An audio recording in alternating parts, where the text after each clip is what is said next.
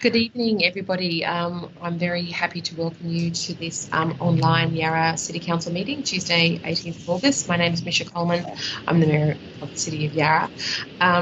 I'd like to just start by saying that we're meeting on the lands of the Wurundjeri Woi-wurrung people, and at Yarra we acknowledge the Wurundjeri Woi-wurrung as the true sovereigns of the land that we now call Yarra. I'd specifically like to pay our deep and sincere respects to elders from all nations joining us today, and to their elders past, present and emerging. I'd like to begin with an acknowledgement of the loss that was suffered by a family in Clawson Street over the weekend. There was a very unfortunate fire in Clawson Street, and a number of the families were forced to evacuate, but a little 3-year-old boy lost his life, and on behalf of all of City of Yarra and the residents, we'd like to pay or give our condolences to that family and to all of those who knew him and loved him. Tonight we're entering into the final stages of this council term. We have 3 more council meetings of this current term at City of Yarra. And to anybody watching, if you are new to the area or if you've not yet registered to vote, we encourage you to register to vote in the forthcoming City Council elections. We are in the midst of stage 4 lockdown, about halfway through, and I'd also like to take this opportunity to acknowledge the absolutely huge effort that some of our council officers, or many indeed, have made to supporting families who are in lockdown, those who've tested positive, those who are on their own, and those who really need an extra helping hand. So to Mr Gosling, Mr Levers, to the CEO and staff, on behalf of all councillors, we really do appreciate the incredibly sort of huge burdens that you're all sort of facing, and the extra work that you've done. So thank you very much for that. I will just do a roll call of councillors on the line tonight. I have Councillor Searle, Councillor Chenny May, Councillor Bristacchi, Councillor Bridget O'Brien, Councillor Jolly, and Councillor Stone. Have I missed anybody? Yes, Councillor Bosler as well, thank you. And Councillor Chenny May. Sorry, Councillor Bosler and Councillor Chenny May, thank you for that. Are there any declarations of conflicts of interest from either councillors or staff for tonight? No? Okay, fantastic. So we'll just start by confirming the minutes of the 4th of August. Can I have a mover for the minutes? I just had a question, Mayor. Yes, go ahead, Councillor Searle. I apologise for not raising this with officers earlier. I've only just noticed it before the meeting.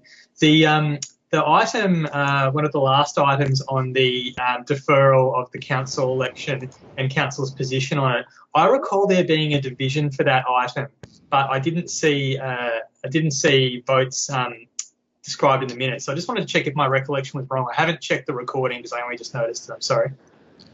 Mr. Thomas, do you have any comment about the request for a division? I believe that I did call out the names of all councillors because I couldn't see everybody, but Mr. Thomas, are you able to clarify? Again, I'd just be going from recollection. I can't recall. It is possible that the names were called out but not a division called, in which case we wouldn't have recorded them, but I would have to go back. So if you would like us to do that, we might present these minutes for endorsement at the subsequent meeting if that would be preferred. Okay, well let's move the minutes or the adoption of the minutes rather to the next meeting, and we can see if we can check the recording and have that rectified if it needs to be rectified. Yep. Is that acceptable to you, Councillor Searle? It sounds like a good move. Okay, great. So we'll move on to petitions and joint letters. Councillors, any petitions? I don't believe we've had any that I've seen, so if not, we'll move on to public question time.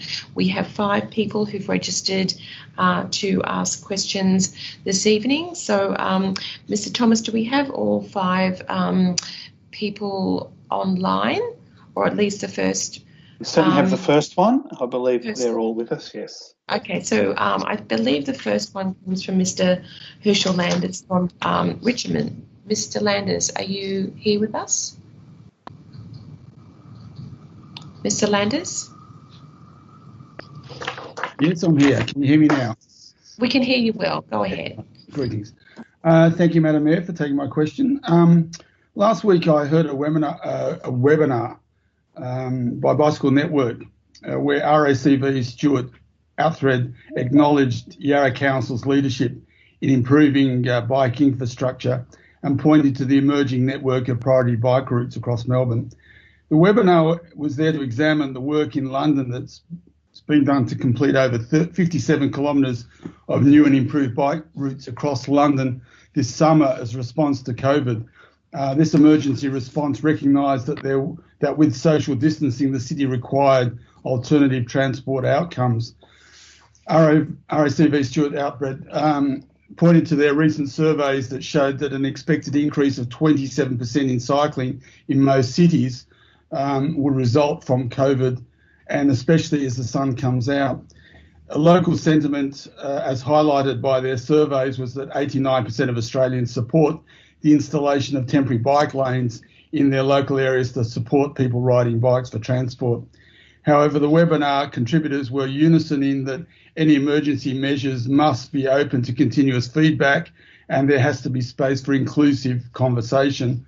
The webinar noted as part of the emergency rollout, similar to, say, Elizabeth Street, the next steps were data collecting, monitoring, ongoing engagement, design tweaks, and what schemes could be made permanent. And examples would be included, say, addressing things like sight lines, alternative parking arrangements, improvements to bike path continuity, etc. So my question therefore goes to establishing a work group of key stakeholders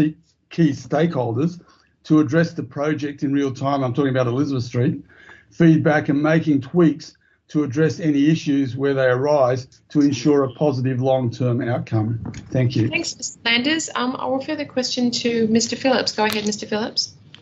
Thank you, Mayor, councillors. Certainly in relation to Council's position on cycling, Council for a number of years have been certainly trying to introduce and improve the cycling infrastructure in the city. Certainly Council has also recognised the situation with the COVID situation, both now and also when restrictions ease and more people potentially wanting to use bikes rather than public transport as well. Madam Mayor, councillors, the Elizabeth Street matter is a pilot and trial, and it's trialled for 12 months. That's certainly the intention. And that certainly includes an opportunity to look at it and adapt and adjust as necessary. And that's certainly the current situation. Councillors are aware that a petition's been received and we're also getting some comments, so it's actively being looked at as part of that adaptation and refinement aspects. So certainly I think the question, Mayor, is whether a working group is considered appropriate or necessary. That's really a matter for a council determination, I suspect, but I don't think that's necessary in the context that the evaluation and aspects will be looked at in the ongoing manner and council is kept informed, Madam Mayor. Did you have a follow-up question, Mr. Landers? No, it's fine. Thanks very much for joining us tonight.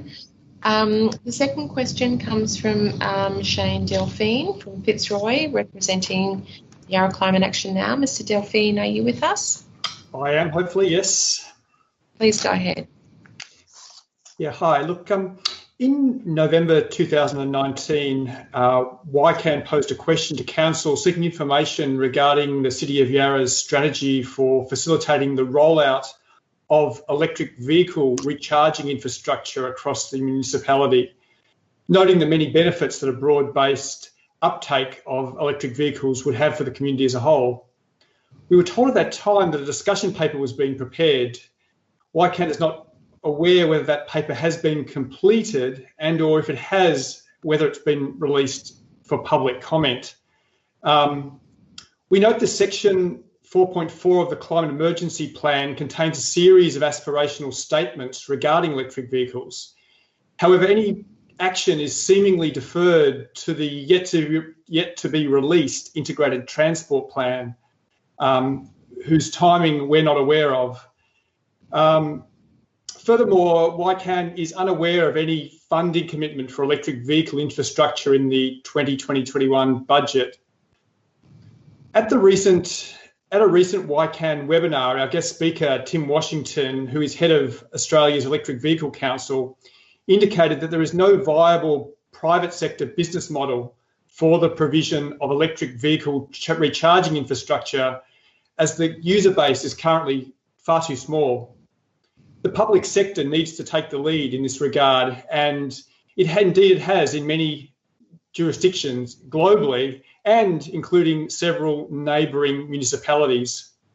So with those comments, my questions are twofold. When will the City of Yarra's electric vehicle strategy be completed and/or made available to the public? And secondly, when will the Council of Yarra fund initiatives to drive the uptake of electric vehicles across the City of Yarra? Thanks, Mr. Delphine. Just to let you know, I did, with staff this morning, meet with a social entrepreneur in Fitzroy North who's established I believe the first in Australia, which is a car next door EV car share scheme in Curtin Street. So I might put you in contact with that entrepreneur. But Mr. Phillips, would you like to answer those two questions specifically? Thank you, Mayor. Officers have certainly been working on the topic over the last 12-18 months. And officers are certainly working with the Council of Alliance of Sustainable Built Environment, known as CASB. And that's certainly working up towards some best practice standards for EV installations. Certainly promotion and advocacy has been a matter that the Council has been active in as well, and Council submitted to the Zero Emissions Roadmap certainly last year as well.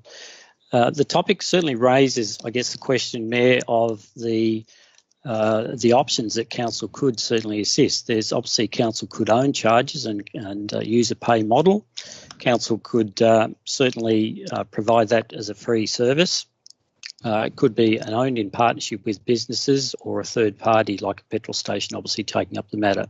So there is also a point of principle insofar as whether council should get involved in the provision of them. It's certainly council needs to take an active role in certainly advocating for EV installations, because there is a gap in the area of the City of Yarra. But it's a matter of council policy, what form that would take. But I can certainly add that the officers are working diligently on the matter with other council officers across the organisation, and certainly with other agencies to promote the matter. So there isn't a strategy at this point in time, and I'll keep councils informed when we can certainly provide that. But in terms of the funding initiatives, again, that would be a matter for a council public policy decision, Mayor. Mr. Delphine, did you have a second question? I didn't know. That's well, I guess the kind of a follow-up question is how will the public be made aware of movement and changes and future, when is the strategy likely to be revealed, I guess is the point. Mayor, there will be probably a paper come to the council list later this calendar year. I think we could probably provide, and then we'd be looking for some council direction in terms of which policy options council may wish to try and pursue. So until that position paper is prepared, council wouldn't be in a position to present an option or present a determination. Rather, to be in this term of council, Mr. Phillips? No, Madam Mayor, no, probably later the calendar year. Okay, thanks very much for raising that, Mr. Delphine. Councillor Pistacchi, did you have a question of the... I only refer what I said in the chat, that the submitter should be aware of council imposing planning conditions for 5 to 10% electric vehicle charging in larger developments where parking waivers are being sought, substantial parking waivers are being sought, and that we'd like to have that as a standard condition, and we've negotiated it in a lot of provisions. Oh, great. Thanks, Yeah. Councillor Prostacki. Thanks, Mr. Delphine, for joining us tonight. It's nice to have you with us. The next question comes from Mr. Heath Ryan from Northcote. Mr. Ryan, are you with us? Mr. Ryan? Mr. Thomas, is Mr. Ryan with us? We do have Mr. Ryan with us, but it's showing as he's muted at the moment. So, Mr. Ryan, if you... Yep, I think we've got you now. Go ahead, Mr. Ryan. You might just have to unmute yourself, Mr. Ryan. He is unmuted at the moment, so we're just having a bit of a problem, Mr. Ryan. Perhaps we'll skip over you and come back to you if that would be all right. Yep. We'll move on to Mr. Robert Buttery from Richmond, and we'll come back to you, Mr. Ryan. Mr. Buttery, are you with us? Yes, I'm here. Yeah, hi. Good evening. Welcome. Go ahead. Thank you, Mayor and councillors. I'm a medical practitioner for 35 years and I've lived in Richmond for 20, and I've observed at first-hand events that are happening in the area, and particularly breaches in public health matters with regard to the COVID virus, and respectfully have a responsibility to raise those concerns. And I commend the council on its proactive management of risk and concern for the safety of the residents during this time. The greatest COVID risk location is the area around the medical supervised injecting room, and this is an area where there's the greatest concentration of vulnerable people, the area where social distancing is not being maintained, and many others in the community are noticing this, and it's an area where there's group gatherings occurring, and face-to-face or face masks are not being used, and sometimes there's not good individual decisions are being made. There's also an influx of up to 300 people a day into the community from outside their 5-kilometre home zone, and these visitors are noted in the community. There's also the housing estate and surrounding residents and school that are of concern. So these circumstances lead to a perfect storm with regard to the risk of coronavirus. And questions are two-part. One is to ask the council if they can use powers of emergency or otherwise to enhance control of pedestrians in this area, to discourage group gatherings and to encourage social separation, particularly in the area around Lennox Street and Victoria Street. And secondly, that many residents are concerned about the safety breaches and whether the council would be able to pass those concerns through the chains of command and communication to police and state government authorities with a request, again, respectfully, for increased patrolling and supervision in the area. Thank you, Dr. Buttery. Mr. Gosling, would you like to answer that two-part question?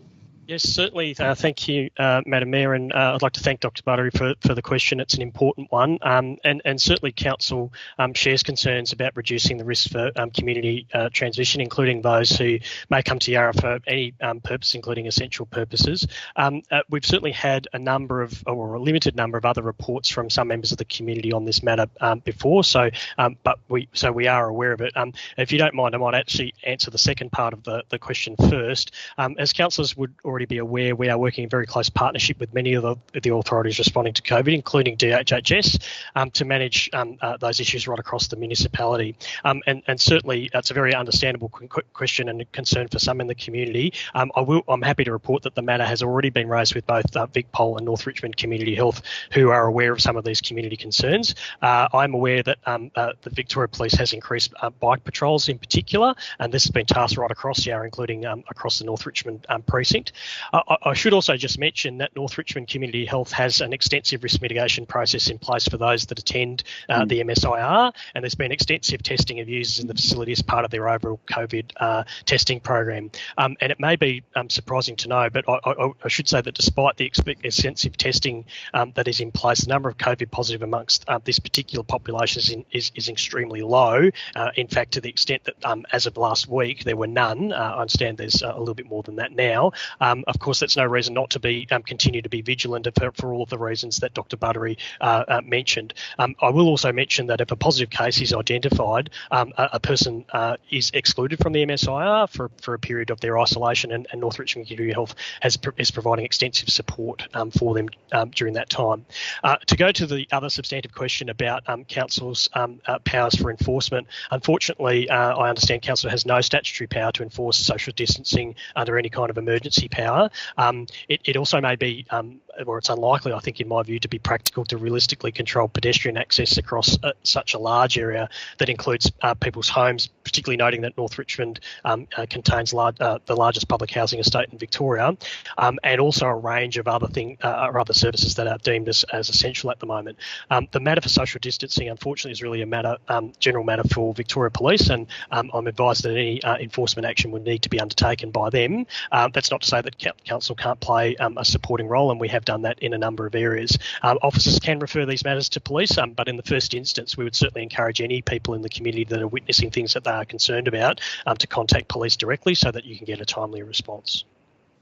Thanks, Mr. Gosling. Thanks for your two questions, Mr. Buttery. Thanks for joining us tonight. We might just go back to Mr. Ryan and see whether he's with us. Mr. Heath Ryan? Not yet. We will then go to Ms. Annette Helsing from Fitzroy North. Madam Mayor, yes. Madam Mayor, Mr. Ryan is on the screen and he's available. Well, we can see him, but we can't hear you, Mr. Ryan. So I believe we don't have his audio. We don't have any kind of audio. So if you wouldn't mind having a look and seeing whether you can do something with the settings, and perhaps we'll skip over and we will come back.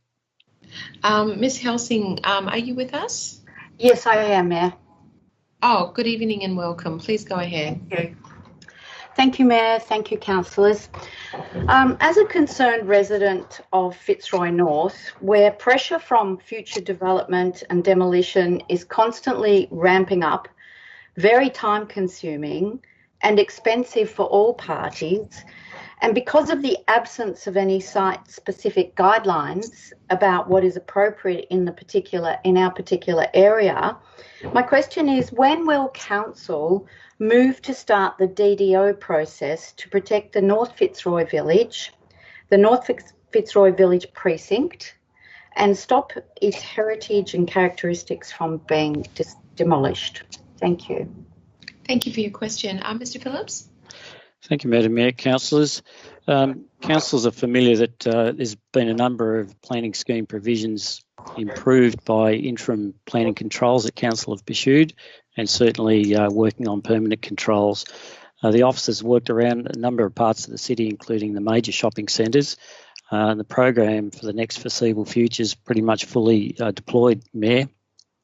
So I certainly understand the submitters' points of view. There's the existing planning scheme provisions that really need to be used until such time as Council is able to do the justification work for pursuing any further controls. And as councillors are familiar, it does require a considerable amount of analysis to be able to hold up for the Department of Planning and the Minister. So regrettably, I can't commit anything to this particular shopping centre at this point in time for the foreseeable future, Mayor, but it's certainly a matter that can be looked at down the track. Ms. Helsing, did you have a second question? Look, probably, we need to really consider that answer somewhat in detail, but a considerable amount of time, would that be something like next term of council, or how does the shopping centre become a priority or become important enough to be considered when there's very similar activity centres that have been considered, and the information on the Yarra Council website is that there will be movement on this, but just doesn't give us any idea when. It makes it quite difficult for the residents. Yeah, Mr. Phillips. Thank you, Mayor. I understand your question. There are a number of areas in the city that still do need certain further planning scheme adjustments. What I can say, we've concentrated on a number of the major shopping centres like Bridge Road, Victoria, Swan, Brunswick, Smith, Johnson, and around the Collingwood area. And certainly there's significant pressure, as you'd be aware, around the Wellington Street area. And a number of people have been advocating and campaigning to the council for further work there. So we'll be starting that work at the end of this calendar year. So I think the truthful question, or the answer to your question, is for the area that you're talking about, it would probably be at least 12 months away before we could make a start in terms of the capacity of the office and the council to deal with it. Thank you, and thanks for your question, Ms. Helsing. I'm sorry, it's probably not the answer you were seeking, but thank you for joining us tonight. We'll go back to Mr. Ryan. We'll have one last go. Mr. Ryan, have you got your audio working? If not, Mr. Thomas, do we have Mr. Ryan's question in writing? Better yet, I think we have Mr. Ryan. We do. Oh, great. Yeah, I've gone to my phone as opposed to my laptop, so sorry about that. No problem. Please go ahead. Okay, Madam Mayor, thank you for taking the time to listen to my question. My question is, would Yarra Council wish to commission me to produce, at no cost to the Council, a plan for making a trial area of the local community safer for cyclists and cycling commuters without impacting on parking or on traffic flows? If yes, would the council like to suggest an area or a number of square kilometres, maybe 2 or 3 square kilometres, and a delivery timeline? Mr. Phillips, are you in a position, it's quite a broad question, Mr. Ryan. Mr. Phillips, are you in a position to give at least a preliminary response? Sure, thanks, Mayor. Yes, it is a broad question. I guess what I can say is that council do a great deal across the city in terms of improving and assisting and adjusting bicycle areas and traffic management, whether it's line marking or installing green surface paint, constructing priority crossings, installing bike lantern head starts and traffic calming, etc., etc. Certainly, improving cycling is an important thing for the council, as community safety in general terms and a number of other matters, obviously. Tram tracks, car parking, and only the allocation of road space curb to curb make things complex, and we experience that in any strategic transport proposals, and there are a number on the council table, presently, as councillors are generally aware. That would be a general response, Mayor. I think the question was whether we would be open to having some pro bono work done, specifically, Mr. Phillips. I certainly would be happy for myself and key staff to meet the gentleman and have a chat if he's prepared to do some concepts for us, and there's some enlightenment in that would be certainly welcome. Thank you. Councillor Searle, did you have a question for this submitter? Yeah, for the submitter. Thanks for the submission. I was just wondering if you could tell us what I assume there's something sitting behind your submission. Do you have an opinion that council needs to be doing things differently or doing more things? And if so, it'd be great for you to tell us what your opinion is. I guess, can you hear me all right? Can hear you well. Yeah, thanks for that question, Reese. The perspective I'm coming from is I'm actually a user of the roads as a cyclist. And sometimes what gets missed out when, I believe, when feedback is sought is feedback from users, the ones that don't normally follow feedback forms and give feedback when there's a feedback period. So as a user, there's a lot of, there's a perspective that I believe councils miss out on. And it is a pro bono offer to do a detailed report on an area. Thank you. Councillor Searle, have you got a follow-up? Thank you. I note the commitment from the officer to meet, and I think that's great. And I just wanted to ask, just picking up on something from the submitter, ask the appropriate officer to talk a little bit about the iterative trial approach that we're undertaking at the moment in Elizabeth Street, and in what way officers, notwithstanding COVID restrictions, are planning to get feedback from road users, pedestrian, cyclists, motorists that are using the trial bike lane. Mr. Phillips?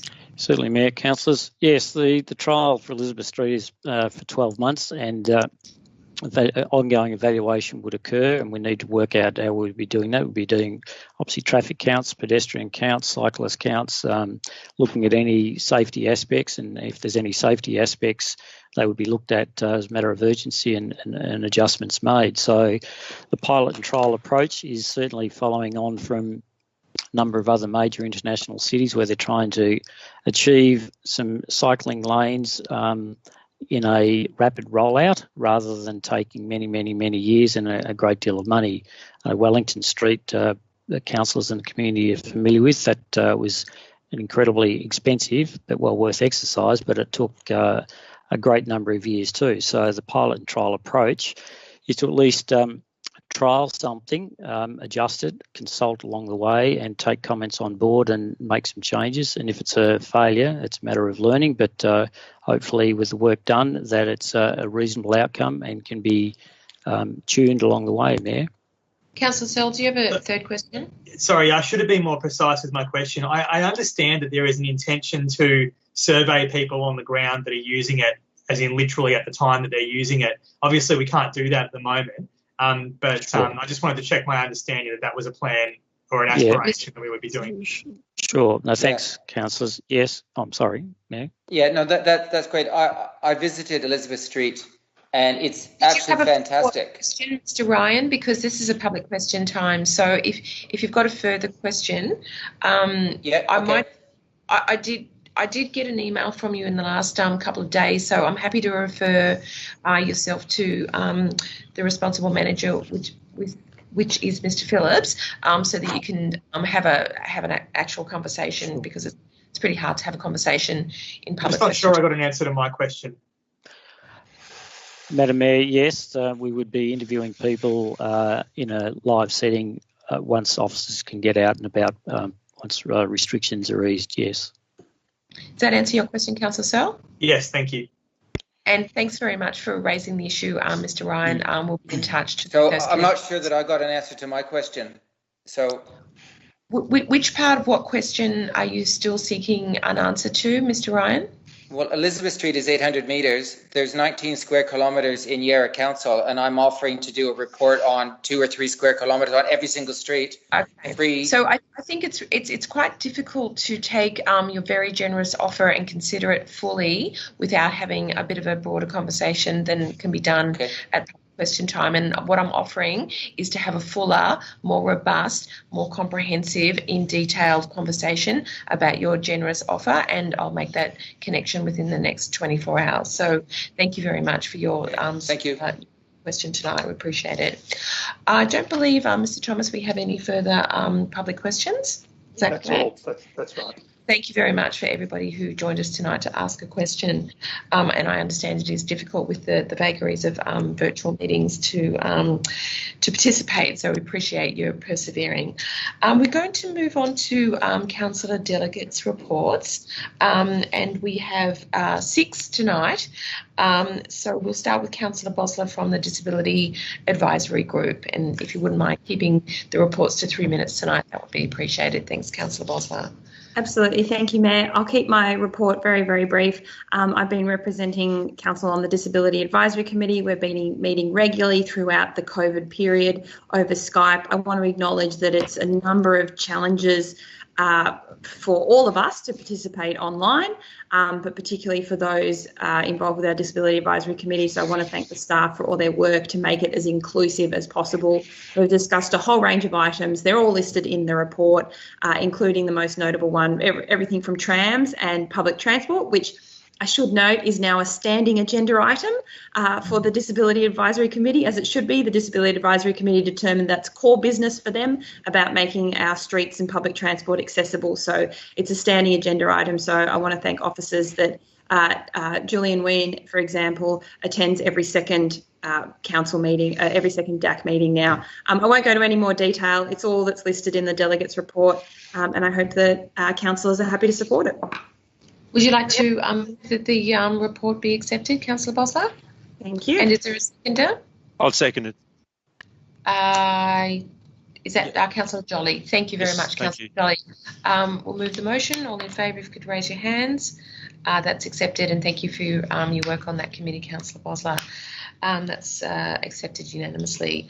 Councillor O'Brien, you have a report from the Heritage Advisory Group. Yes, thank you, Mayor. I'll make it brief. This is a report from the Heritage Advisory Committee from the 25th of June. The report from the 6th of August meeting will be coming to the next council meeting. There are a number of, quite a few matters were raised at that, which you can read about in the report, but I just want to draw council's attention to item 3, role of the Heritage Advisory Committee. This basically reiterates previous resolutions of council that have been requested and were apparently referred to the strategic planning, to strategic planning for action. Particularly, there was one as well from the 10th of April in 2018. It was a unanimous resolution. Anyway, so that's just to reiterate that, and a request for officers to follow that up, please, and get back to the advisory committee. Item 4 was the heritage strategy implementation and priorities in Yarra budget. If we could refer that to the next budget review, that would be fabulous. Item 6, heritage guidelines, structure and form. Again, we would like that referred to appropriate officers and HAC to be updated. Then preparing the framework for managing council-owned heritage assets. I want the council to be aware that clarification was requested on archaeological and Aboriginal assets, which I think is a very important point, that is apparently not at the moment integrated into the framework. And also HAC suggested that the remnants of the inner circle train line are also important assets that should be included. Finally, point 7, the planning scheme rewrite, landmarks policy. The Heritage Advisory Committee members wanted it to be known, and they were very strident in their views, that the Yorkshire Brewery and the Royal Exhibition Building Dome would be included as part of the landmarks policy. So I request that this delegate's report be noted. Thanks, Councillor O'Brien. Is there a seconder for that motion? I'll second it. Is that Councillor Jolly speaking? I'm not sure if I'm on mute, but I've got my hand up, yeah. Yes, Councillor Jolly, we don't have your, oh yes, I see your video now. Thanks, Councillor Jolly, for seconding that. All in favour? If you could raise your hands. That's accepted unanimously. Thank you for the report, Councillor O'Brien. Councillor O'Brien, you also have a delegate's report on the Yarra Advisory Group, I believe. Councillor O'Brien, you're on mute. Thank you, Mayor. I'll try and be quick. This is a report from the 2nd of July 2020 meeting, which was held online. For those of you who are watching out there, this was formerly called the Aboriginal Advisory Committee. Basically, this meeting, ultimately the majority of the meeting, well, the whole meeting really revolved around the Black Lives Matter movement in the Australian context, particularly for Yarra. And a follow-up from the previous meeting was about the fact that it is apparently compulsory that police contact the Victorian Aboriginal Legal Service as soon as an Aboriginal or Torres Strait Islander person is taken into custody by police. And also the Aboriginal Community Justice Panel is supposed to be contacted to visit the police cell. There was discussion about that this doesn't always happen, and that a clear definition of what in custody means, and that we should follow up on that. It was also acknowledged, and I think this is important to say, that the Aboriginal deaths in custody issue is a very difficult one to talk about, and is a very traumatic issue for our community, the Aboriginal and Torres Strait Islander Yarra community. So the basis of the meeting was largely for Yarra to seek consultation with the community about specific actions that should be taken regarding the Yarra Black Lives Matters movement. So a Yarra Black Lives Matters working group was set up, and we'll be hearing more about that in a couple of items on the agenda. I just guess so. We got a report about the artwork and so on relating to our budget. Also, and a report about the audit proposed of Yarra collections, etc. But issues I think that are really important to raise that came from the community was the importance of truth telling. That the Aboriginal and Torres Strait Islander community shouldn't have to deal with further trauma created by those colonial symbols, and I guess that that trauma is perpetuated by having to sort of deal with it. So I guess that gets back to what I keep talking about is the non-Aboriginal community, particularly Yarra, taking responsibility. 10 seconds, Ryan. Okay. Okay. Anyway, so anyway, I guess okay. One more thing that I do want to say is that.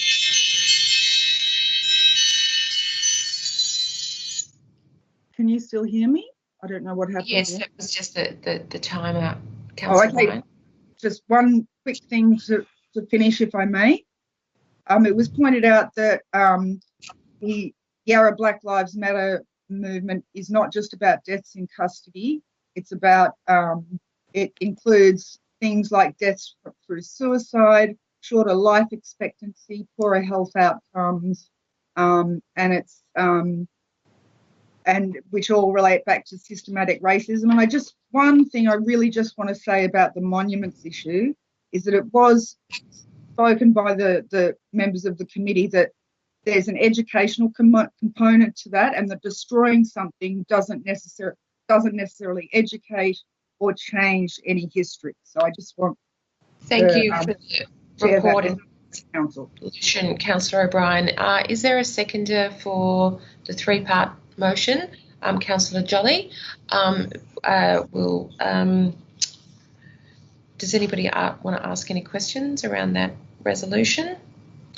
No. If so, we'll move the motion. All in favour, please raise your hands.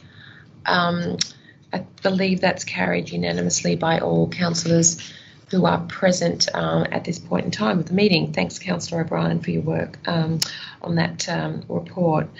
Councillor Stone, are you ready to give your delegates report on the Inner North Youth Employment Task Force?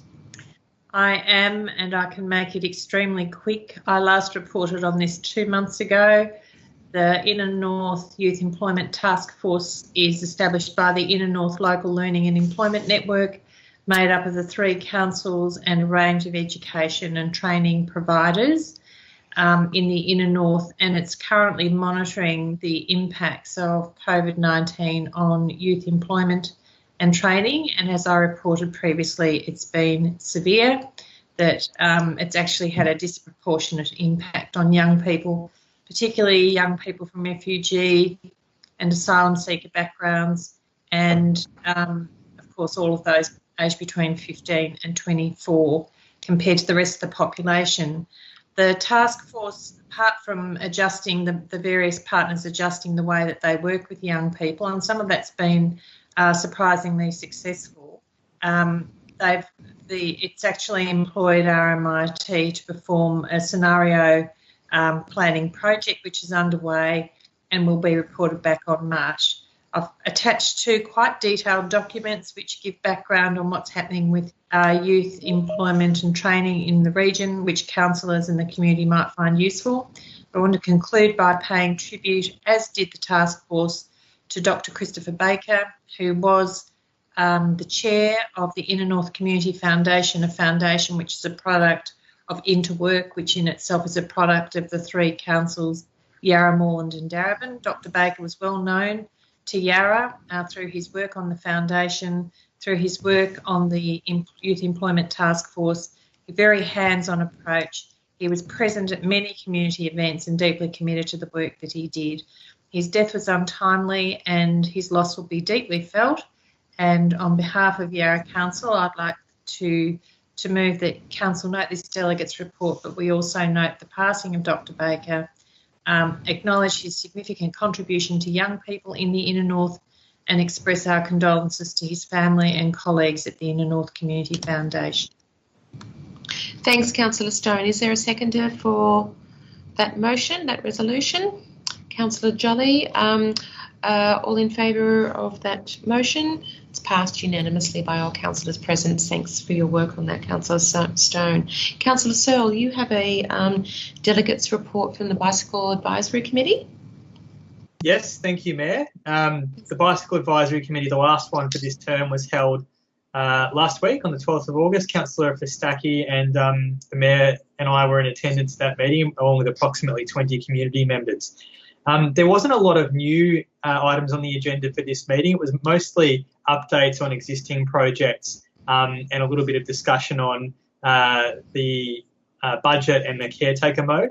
So there was a presentation from an officer that we've got, who is doing some research on priority bicycle crossings and the construction and the form that those take, because there's no standards for them. So they said that they circulated a survey for Bicycle Advisory Committee members to fill out, and it was in the context of the priority bike crossings on the Capital City Trail, improving those and also any ones that come around in the future.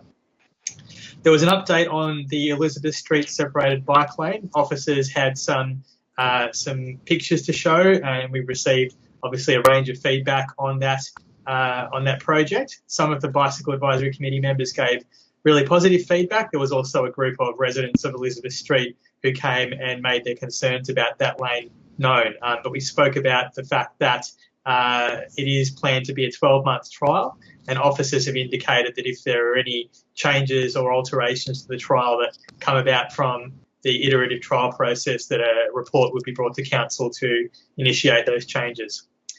There was an update on the other COVID-19 response projects that Council has endorsed. Most of them will require Department of Transport approval, so that approval has been sought and we're waiting on that. There was some talk about the pop-up bicycle lane in Park Street East, which was seen by some back members as being unfinished, and that will form part of the resolution to refer that feedback to officers. There was also some feedback on the design of bicycle hoops being installed by Council, seemed to be inferior to the ones installed by City of Melbourne. Lastly, the committee recognised the fact that it was the last meeting of the term, and all community members were thanked for their contributions, and Councillor Pristaki was thanked for her contribution over the life of the Bicycle Advisory Committee. So I move that Council note the delegates' report, refer the back feedback on unfinished elements of the Park Street East bicycle lane and on the bike parking hoops as per the standard Melbourne City Council. I won't read out that whole thing, but the bike parking hoop design. And C, thank all community members who participated in the Bicycle Advisory Committee during this council term. Councillor Pristaki, would you like to second that resolution? Thank you. So all in favour, if you could please raise your hands. That's passed unanimously. Thank you for your report, Councillor Searle. And Councillor Searle, I believe you also have a report on the municipal... Councillor, I beg your pardon? Could I ask a question on that, please? Go ahead. To the relevant officer about Part B, the unfinished nature of that pop-up bike lane was raised at the August 4th meeting, and I wondered if there was an update, because as recently as yesterday it still looks quite unfinished. Mr. Phillips? Yes, Madam Mayor, councillors, yes, I can. It's not completely finished, and the COVID restrictions has certainly caused a bit of an issue there. And certainly some cars are parked in areas which do need to be line marked, I'm understanding, and staff and contractors are just been a little bit reluctant to disturb residents about that in the current situation. So there is some further aspects that need to be done. Mr. Wern's certainly looking at that on our behalf, and that'll be done as soon as possible, but we just need to respect the difficulties of the restrictions. So hopefully it's not too far off. We can finalise it and complete the matter fully. Thank you. Great, thank you. Thank you for your question. Councillor Searle, you've got a delegates report from the MAV. Thank you. It'll be a short report because it was a short meeting. There was a catch-up held of the MAV Central Region Mayors MAV delegates and CEOs last week. We haven't been able to have a state council meeting for the MAV because of COVID restrictions, and the annual conference would have been coming up in October, November. That's had to be deferred until 2021 because the MAV's constitution is actually an act of parliament, and it's like 100 years old, and it doesn't allow for electronic meetings. So that conference, unfortunately, has had to be delayed. But we had an update from the MAV president and our board member on a few things. One of them was at the time, firm commitment from the state government to hold the 2020 local government elections in October. Obviously, since then, we've had some media reports that there's a consideration to change that. We heard that the statewide transition to a 4-bin waste system, so what Yarra has already decided to do, is in train, and the state government is determining what funding will be provided to each council on that. There was an update from councillors and officers in attendance, concerns raised around the grey area of which council officers were and weren't committed or essential workers. All councils had strong take-up of their various COVID grant programs and support programs. There was some talk about the budget processes and the political nature of those. And there was feedback that the meetings that MAV's organised for mayors, CEOs and Department of Health and Human Services on COVID have been really well appreciated. There's also mixed views around whether or not council laws should be considered permitted workers, with a range of views on that. Some strongly favouring councils being able to freely roam about and do and visit people, others thinking that it wasn't necessary. So I've got a motion that council note the delegates report and, in light of the uncertainty around the election date, continue to work with the MAV on seeking clarity from the state government on the definition of permitted workers, which I mentioned, and also on the date of the next local government election. Thanks, Councillor Searle. I was at that meeting, so I'm happy to second that resolution. All in favour, if you could please raise your hands. I believe that's carried unanimously. Thanks, Councillor Searle, for preparing that report. So we'll move on now to general business, and I believe, Councillor Frostaki, you have a general business motion. I do. Thank you, Mayor. As I think was foreshadowed early discussions earlier, that this motion arises out of submissions that were presented to the budget but were not addressed in the officer report on those submissions. Are just a couple of gaps which reflect aspirations for more dog off-leash facilities and outdoor basketball rings to facilitate exercise. The report sets out the background and the consistency with that with our municipal health and wellbeing plan and the council plan and physical activity plan that's being proposed. The impact of COVID restrictions having difficulties for people having exercise with organised sports and particularly on young people. The gym's been closed and adverse impacts on mental health. And the background also refers to the role of council in facilitating outdoor space for our communities. And council can assist by identifying locations for dog off-leash areas. There's with exercise within the five kilometres, it's difficult for some people to able to access dog off-leash areas, and they're heavily congested, which causes problems with social distancing. And that also there's the other outdoor equipment. So the council, the proposed resolution refers to outdoor gym equipment for basketball rings and dog off-leash areas. Those have all been raised in the past, and the community have reiterated that in submissions, or members of the community have. So the motion's in three parts. First, that in response to the budget submissions, highlighting the need for those matters I raised, identifying one, locations for dog off-leash fenced areas for all Yarra suburbs, being referred to the Animal Management Plan and Open Space Strategy. Secondly, the demand for outdoor exercise equipment, including basketball rings in public spaces, be referred to the open space strategy, and officers devising the physical activity action plan, which is part of the council plan initiatives. And then thirdly, advice be provided to council identifying suitable pop-up locations for these activities while observing COVID lockdown restrictions and the social distancing measures which are compromised. Now, we have stage 4 restrictions, as you, Mayor, indicated, till at least 13 September.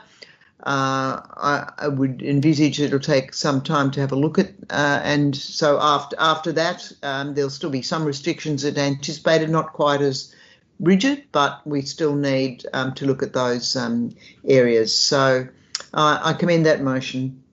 Thanks, Councillor Stacky. If there's a second for that motion, we'll take questions. Councillor O'Brien, are you seconding the motion? I see your hand. Otherwise, I'm happy to. May I ask if Councillor Fristacchi would accept a slight amendment? Councillor Stone had her hand yes. up to second the motion, by the way. Right. So, Councillor Stone, are you seconding this motion? Am I able to propose an amendment or not yet? You are. I'm just in the process of just seeking a seconder for the motion first of all. So I believe Councillor Stone, I didn't see you, but are you seconding the motion, Councillor Stone? I'm happy to do so. Councillor O'Brien, would you like to propose your amendment to the mover and seconder? Yes, I would just like to add in there with Part B to include the that it be referred to officers reviewing the open space strategy, the physical activity action plan, and the gender equity strategy, please, because that relates to an upcoming report on safety in public places, which I think is relevant as well. Would you accept that? Don't have a problem. Would you mind? And they will be the CO will refer to other officers in other parts of Yarra. Councillor O'Brien, could you please send through the words for that amendment to Ms Niku? Councillor Stone as the seconder, does that sound okay? Councillor Stone, would you like to wait and see the wording? No, it's fine. You not see me? I can now, thank you. Councillor Bosler, you have a question? Yes, I don't think it requires any variation to it as well. And thank you to Councillor O'Brien for pointing that out. And can officers just take it as implied that basketball rings also suggest netball rings too? There's fantastic setups nowadays where it's basketball ring on one side and a netball ring on the other side. And it's great. Netball doesn't need to be bounced on the ground, so you actually only need a really tiny space to practice your netball shoots. So I don't think that needs to be added, but if officers just take it as said, as implied, that would be great. Yeah. Thanks for that, Councillor Bosler. Ms Niku, do you have the words for the amendment? Not yet, Mayor. Councillor O'Brien, have you sent those through?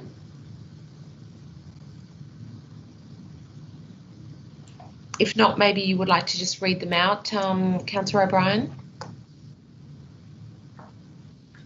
I think it's just adding the words "and gender equity strategy" at the end of clause 2. Exactly. Thank you. Thank you. I was trying to type. Yes. At 1B, right? Okay, great. Does anybody want to speak against that motion, the resolution? No, I don't believe so. Councillor Fristacchi, did you wish to speak further? No. To the resolution? No. Councillor Stone? Ms Niku, that should be gender equity strategy, sorry. Councillor Stone? No, Councillor Fristacchi's covered it very comprehensively. Thank you. Thank you. Does anybody wish to speak against the motion? No? Okay, in that case, I'll put the resolution. All in favour, please raise your hands. I believe that's carried unanimously. Thanks, Councillor Fristacchi, for your general business motion. We're now going to move on to questions without notice. Councillors, do we have any questions without notice? Yeah. Councillor Stone, go ahead, and then Councillor Fristacchi. Thank you. Bikes are on the agenda in multiple ways tonight, and we had an email in the last couple of days from someone using the separated bike lane along Wellington Street, commenting on the wind tunnel that's been created by the recently completed very tall buildings at the corner of Langridge and Wellington Street, and the danger that she felt when just stopped at the lights and the wind toppled her and her bike. Her question, and it's my question, I guess, to Mr. Phillips, is there capacity when requiring wind assessments of very tall buildings of the impact on cyclists, because we tend to look at the impact on pedestrians but not on cyclists, and it's arguably more dangerous for cyclists because they could be blown into the path of traffic. Mr. Phillips? Yes, Mayor. I think the question is, if I understood it, can wind assessments also have regard to cyclists rather than pedestrians? It's probably an emerging matter, I think, councillors. Wind tunnelling is an issue in public places, and pedestrians on footpaths, public places. Cyclists are in public places. Obviously, it doesn't impact on cars. So I'll take that on notice. I suspect it's probably an emerging topic, and I'll make some inquiries and provide some comments to councillors. No, I ask a follow-up question, please. Mr. Phillips, the second question, Councillor Stone. These questions be directed specifically at some of the forthcoming applications for developments along Wellington Street. We're going to consider one in the vicinity later tonight, but there are a number of applications of very tall buildings just where we have invested an enormous amount of time and resources and social capital in a separated bike lane. So it's quite an urgent matter, I think. Sure, happy to take it with a degree of urgency, Mayor. Thank you. Thank you, and maybe we can consider the question when we come to that planning application later on in the agenda tonight. Councillor O'Brien, you have a question without notice? Yes, thank you, Mayor. I would just like to ask a question regarding planning applications. I'm wondering, would it be possible for heritage or all referrals relating to planning applications be published on the application page of the Yarra website as soon as they're received, rather than only in an IDAC agenda released close to the meeting date, the IDAC meeting date? Mr. Phillips? Thank you, Mayor. Councillors. I think this question's been asked before, probably not too far back. Look, regrettably at the moment, the answer is no, not with the capacity of the office, because it would need to be done manually. We're certainly actively working towards trying to get an electronic planning process in place, but that could take up to about 12 months or thereabouts. Hopefully we can do it quicker than that, but it's a significant piece of work. And once things could be automated, we're certainly happy to do whatever we can to assist the community. But a manual approach, regrettably, would be a very difficult matter for the office at the moment with the current workload, so I can't commit to that, Mayor. Thank you for considering that, Mr. Phillips. Councillors, other questions without notice? Councillor Fristacchi, go ahead. Yeah, I actually have three, and they'll be quick. On the 2nd of February 2016, Council endorsed a recommended local area traffic management plan, LATM1, for Princes Hill, and determined that Council would consult further with the community on proposals adjacent to Princes Hill Secondary College on Arnold Street as a shared zone. And once the college had completed its master plan, with $50,000 agreed to be allocated to planning for the proposed shared zone on Arnold Street. And that there was a second element that 12 months after completion of stage 1 works of that LATM, the results, including impacts on through traffic, would be evaluated and advised to council as posted on the website, and a further meeting held with the traffic study group. Now, I'm not aware of what's happened with that since 2016, and stage 1 works have been completed, as I understand it. So the question is, can advice be provided to councillors on action taken in furthering both of the above matters? And appreciate it would need to be taken on notice, or likely need to be. Which of the staff would like to respond? Mayor, I can respond to that. Mr. Leeds, thanks, Mayor, and thanks, Councillor. I will just take it on notice. I'm not in a position to provide detailed response to that, so I'll take that on notice and come back to Council with a response. Yeah. Thanks, Mr. Leeds. Second question, two more questions, but secondly, on the 3rd of June 2020, Council resolved to refer to officers for urgent attention to expedite implementation of pop-up measures to support maintenance of social distancing in terms of access to schools. So my question is, can advice be provided to councillors on the action taken in furthering the above for Yarra's, the routes to schools, and what outcomes are anticipated for access to specific schools in Yarra? Madam Mayor. Mr. Phillips. Thank you. I'll certainly take that on notice and provide information to councillors. My recollection is that there was some treatment at some entrances to schools, obviously not all. So again, I'm happy to provide information to councillors once I can obtain that. Thanks, Mr. Phillips. Third question, Councillor. Third question is the resolution on the 7th of July that Council determined representations on extending the 30 kilometres per hour, reflecting its earlier resolution of the 17th of December 2019 that Council consider further extending 30 kilometres per hour maximum speed as part of LAPM reviews, subject to DOT approval. And Council resolved on 7 July to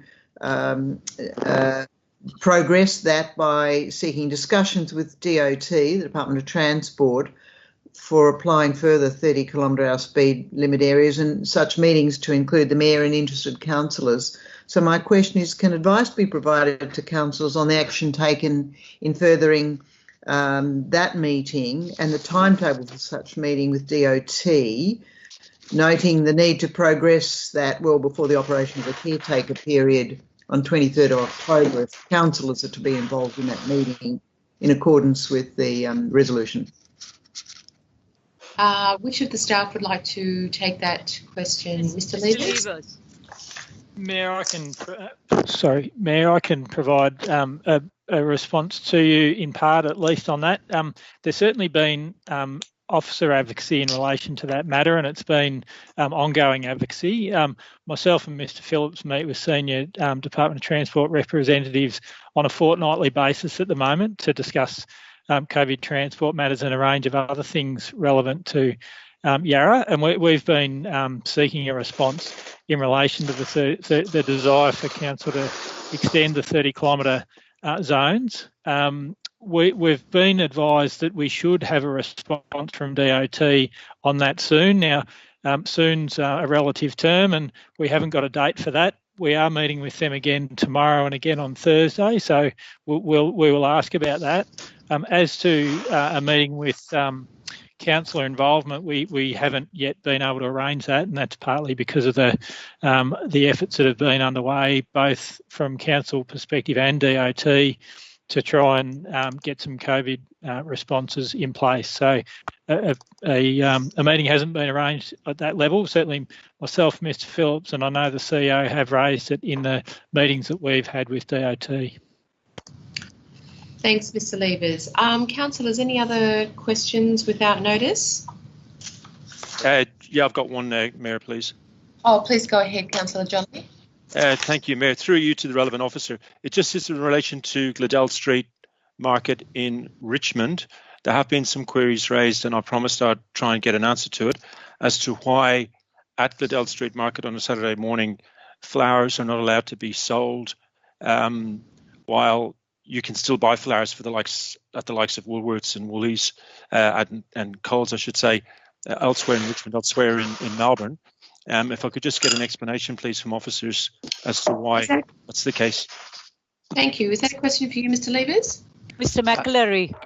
Mr. McAlery, sorry, go ahead. Thank you, Mayor, and through you, and thanks, Councillor Jolly, for the question. I'm really pleased you asked it because it does give us an opportunity to clarify a couple of things. There was some social media activity on Saturday morning about that topic.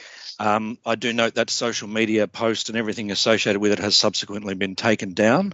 The simple answer is the DHS advises that markets are only allowed to operate for food only at the moment, with strict enforcement of density guidelines.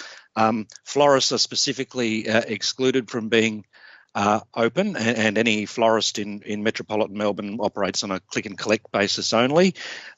It's true that supermarkets can sell flowers, but supermarkets can also sell books and CDs and DVDs and socks and other things of that nature. So we are very clear in our advice that the DHS advice is markets are only for food. We are putting all of our efforts at Gladell Street into ensuring appropriate social distancing. We've had 8 staff and security guards working there for the last 2.5 months just to make sure we're counting people coming in and out and maintaining the right numbers in the market. So we would love to have flowers sold in the market, but it's our interpretation of the DHS advice is very clear that it's just not something that we're able to allow. Thank you. Thank you, Mayor. Thank you, Mr. McCleary. Thank you, Councillor Jolly, for the question. Councillors, any other questions without notice? If not, I have a question to Mr. Levers, and my question is, my question relates to whether Yarra Leisure has any plans to move any of our fitness classes to online classes, noting that Darebin Council today announced that most of their classes are now going to be made available in an online capacity. Mr. Levers? Yes, Mayor. I've seen the work that they're doing at Darebin, which is good work. That's part of a broader YMCA approach, which they're rolling out at any of the YMCA managed facilities. Yarra has moved to that approach. We launched the Yarra Leisure Wellness Locker in March of this year, in fact. So we've got about 60 online programs and a whole suite of activities that are available. So there is a significant amount, significant amount of information and programming available online through the Yarra Leisure website, and it's all free to community members. Thank you very much, Mr. Levers, for that response, and thanks to the Yarra Leisure staff for their work in moving a very physical activity into an online activity. So, councillors, I don't believe there are any other further questions without notice. Is that correct? If not, we'll take a 5-minute break. It's 8:14, and we'll come back at 8:19. Thank you. Thank you, everybody, for your patience, and I hope you enjoyed the music that was playing in the interlude. That's an innovation for our virtual council meetings. So we're going to move to the council business reports tonight, and the first of those relates to Trinity Crescent and the consultation results for that. I'm foreshadowing that I have an alternate motion, which is to not proceed with this proposal, but we will hear from the submitters. Councillors, would you like a report from the officers? I believe we would. So please go ahead. Thank you, Madam Mayor. I'll give a brief overview to provide some context for councillors and the guests online and others watching. Madam Mayor, councillors, the report provides a background to the proposal, and this report came out of some council resolutions in 5th of May and the 2nd of June. And those resolutions were asking for officers' judgments and some propositions that council could consider in terms of responding to the COVID situation, in terms of safer cycling areas and some better pedestrian separation. And some of those topics have been discussed tonight in broader terms in some of the questions, and some of those people have been listening in, no doubt. So the officer report was to the 23rd of June. That outlined a number of matters, and one of those matters, only one, related to Trinity Crescent. Earlier in this evening, Mayor, the topic around pilots and trials was mentioned. Certainly, Council consult the community very rigorously in situations of traffic management and other permanent changes. The request in this instance was what proposals could occur in a short space of time, in a rapid response, if you like, to the situation. So that's the context of how officers reported to the council. At that meeting on the 23rd, in relation to the subject matter, I won't go into the others, but in relation to Trinity Crescent, the council resolved to seek comments from the community.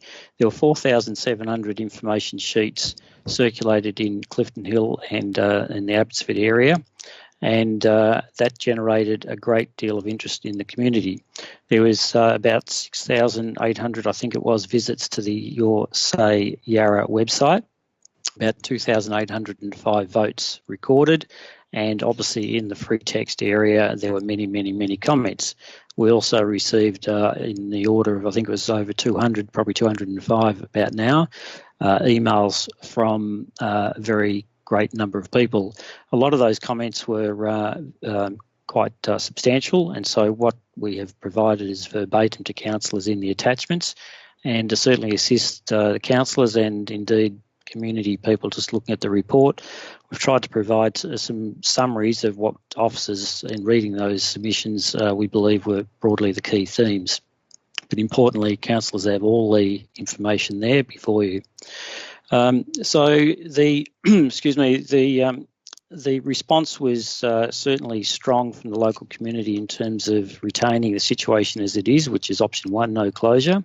But certainly the other options that were mentioned was a full closure as a trial, I stress trial, for 3 months, and a partial closure as a trial for 3 months with the southern lane closed to traffic so that bitumen area, if you like, in plain English, could be used for cycling coming on and off the trails from Mary Creek into Dights Falls, and just making it a bit safer under the bridge area. But suffice to say, Mayor and councillors, you've seen the report. There's a very extensive community comments that came in, and officers are quitting back to the council with all that and seeking for council now to make a judgment and make a decision. Thank you. Thank you, Mr. Phillips. Councillors, any questions at this point in time? Councillor Stone? Thank you, Mr. Phillips. If I can just refer to paragraph 28F. A lot of the submissions we received talked about alternatives for cyclists, and many of them referred to the overpass, but the paragraph 28F says that the overpass footbridge is not DDA compliant. And I've also read in other reports that it's actually only defined as a pedestrian bridge and doesn't meet various requirements for cyclists. And I wondered if you were able to elaborate on that a bit more and what would be needed to make it satisfactory for cyclists. Thank you, Councillor Stone. I would believe what you said is correct. I don't think footbridges probably strictly are there for cyclists, and certainly the footbridges tend to be quite narrow. I certainly understand from what staff have indicated to me that they are not DDA compliant. That bridge has been there for some time, obviously. I don't believe you could widen the bridge because it's a big span, so that is a bit of a conundrum. So whilst the overpass bridge is there and people can opt to use it, it's probably not quite fit for purpose in current times, and probably even more with the cycling rates that compared to previous decades, if you like, and going forward, I think with the COVID situation, and again, a number of people probably opting to cycle if they live close to the city or in a suburbs where they work, they may well be wishing to cycle rather than jump on a tram or a train because of the physical distancing issue. So hopefully that gives you some commentary on that. Thank you. So just to follow up, is there any value in advocating to Vic Roads to improve that overpass by making the ramps DDA compliant and perhaps raising the handrails, which I think are an essential problem according to engineers? Mayor, in terms of the gradient, I think it's the gradient too that's DDA compliant, so I don't see how that could be changed probably with the current bridge. What I can also say is Council have advocated to the Northeast Link Authority of some things that should be done if that project's going to go ahead, and that could be certainly something that I think it might actually be part of the commentary that we put in and was submitted to the hearings. That certainly could be picked up and possibly reaffirmed, and there may be some options there for a mega project like that to help resolve that issue. Other questions, councillors? Not at this stage. Okay, so we might open it up for submitters. We have 15 people who would like to speak to this item tonight, and I'll ask the first one of those submitters, Michael Naismith. I hope I've pronounced your name, Michael, correctly. Are you with us? Yep. Oh, okay. Thanks, Michael. So just to all of those submitting on this item, we have a maximum of 3 minutes for your submission, so please go ahead. Yeah, good evening, Council and guests. I believe the Trinity Crescent underpass should definitely not be closed on any basis, and I'll explain the stated reasons for the closure are just not substantive. Now, the Trinity Crescent was included in the original Eastern Freeway, or F19 construction as it was called then, as was the footbridge nearby, in order to maintain an important social connection and convenient vehicle link between Abbotsford and Clifton Hill East for locals at both ends. This link is just as imperative today as it was originally. I've lived on both sides of the freeway, and many locals from both sides of the freeway use Trinity Crescent. To close it, one way or the other, will create a socio-geographic separation. In effect, it will cut Clifton Hill off from the rest of the city of Yarra and enclose it by main roads. Do not underestimate the social significance of this. This project has no concept of the socio-emotional determinants of urban space.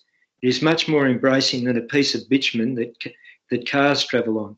Urban areas have many important historical conduits, and this one has a whole history behind it. The freeway cut through the city of Collingwood, and for Clifton Hill East, this is the last remaining link.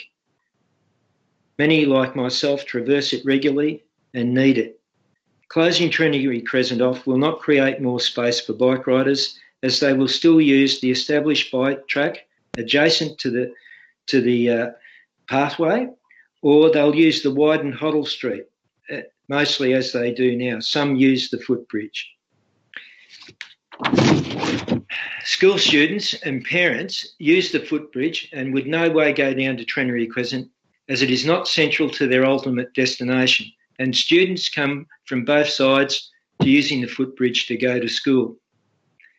To my knowledge, there has never been an issue with the safety of Grey Street or the Johnson Street intersections. In fact, this route is much safer than the intersection of Rose Street and Roseney Street and Hoddle Street, where accidents have occurred on a regular basis over many, many years. In fact, closing off Trinity Crescent to locals will be forcing them to negotiate this established death trap.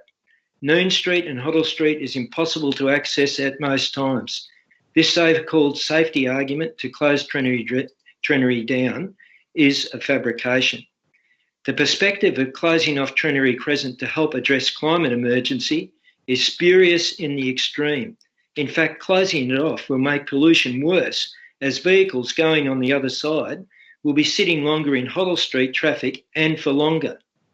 With respect to space and COVID-19, there is no issue with social distancing in this area. People in this area are using the established paths and the appropriate protocols. If council ends up being worried about this, then it should close Darling Gardens, Edinburgh Gardens, Brunswick Street, Smith Street, where social distancing, as anyone can see, walking around, is an issue. To put this forward as a rationale for this project... Mr. Naismith, I'm sorry to say that your 3 minutes have expired. Would you like to just conclude your remarks? So all up, I feel the rationale for the project is flimsy. but the consequences of experimenting with it are dangerous and counterproductive. Thank you very much for your submission, Mr. Naismith. We'll now move on to Mr. Adam Promnitz from Abbotsford. Mr. Promnitz, are you with us? Yes, I am. Can you see me, hear me? We can hear you well. Yes, we can see you. You have 3 minutes. Please go ahead. No worries. Thank you for the time, councillors, today. So as a matter of introduction, my name is Adam Promnitz. I live in Abbott Street, Abbotsford. As many of you are aware, I've led the Facebook group to Keep Trenery Open, which in a matter of 5 weeks grew to over 500 members, which was a strong representation of how the local community felt about this. Interestingly, within that group, looking at the Facebook analytics, 60% of the member base was female. We actually asked the question about this, why so much? It was due to the significant family impact which closing Trenery would have had or would have on residents. Disappointingly, the residents weren't aware of this project or proposal until councillors forced the consultation as an amendment to the initial motion, which was attempting to force this through as a COVID measure, and basically putting this onto residents with no notification whatsoever. This is a pretty significant failure of governance. Even worse than this, COVID was the attempted excuse. So this was to capitalise on a pandemic to achieve an idealist means, to achieve an idealist agenda to get this through. There was no justification. There was no doctors involved in any of this justification. In fact, for those of us, many are aware, I've got a 4-month-old with a severe heart condition. I've got a family member who's immunocompromised. There is nothing which this is going to do for his health. Further to that, it was pretty clear from the start that this wasn't about making it safer for COVID. This was about a longer term agenda to close Trenery. An iterative trial is not, a trial iterative or not, is not consultation. Impact residents have to be consulted before any decisions about implementations are made. In addition to that, following the resident displeasure that was expressed, I started to ask, hey, where did this come from? Without deciding where the fault laid, I had this ridiculous situation where I had council staff pointing at councillors and saying it came from them, and I had councillors pointing at the council staff and saying, no, it wasn't us. It came from the council itself. Bearing in mind I've got about 45 seconds left. So I think in light of that there are new governance rules that are coming into place, which states builds on Yarra's long history of closely involving the community in our decision making. That hasn't happened in this case. Councillors have to be better. The council has to be better in consulting with people. This was a proposal that was killed off 10 years ago. In fact, the support for a closure was no better, and in fact, I believe it was worse this time than it was 10 years ago. So in summary, we need to ensure the proper processes are followed. There has to be good democracy and governance, and impacted residents have to be consulted before any changes are made. You can't just jump in and pretend you're consulting and really do a trial to force your way through. Thank you. Thank you very much for your submission, Mr. Promnitz. We'll move now to Mr. Ignacio Inchausti from Clifton Hill. Mr. Inchausti, are you with us? I am. Thank you, Mayor. Yeah, please go ahead. You have 3 minutes. Thank you, Mayor, councillors, and for the opportunity. First of all, I want to thank you all for your commitment to council and to help make a better life for us citizens in Yarra. But regrettably, everything that has been discussed by Mr. Naismith and Mr. Promnitz, I'm not going to rehash, except to say that I agree. I agree that there is been a failure of governance. I agree that consultation, in spite of my inquiry a couple of weeks ago at a meeting to find out why it was opaque or not transparent, still has not been addressed. In fact, paragraph 49 of the report states that the consultation period was simplified to run for 2 weeks compared to Yarra's usual timeframe of at least 4 weeks. That just shows that there was little effort to try and engage residents more transparently. The other point that was raised, that there was no substantive data, no data analysis. This is a huge undertaking, and as we've heard for previous submissions, it's going to have geographical disruptive impacts. It's going to affect families. It's going to affect residents around the area that really depend on that thoroughfare to traverse from the north to the south, from the east to the west.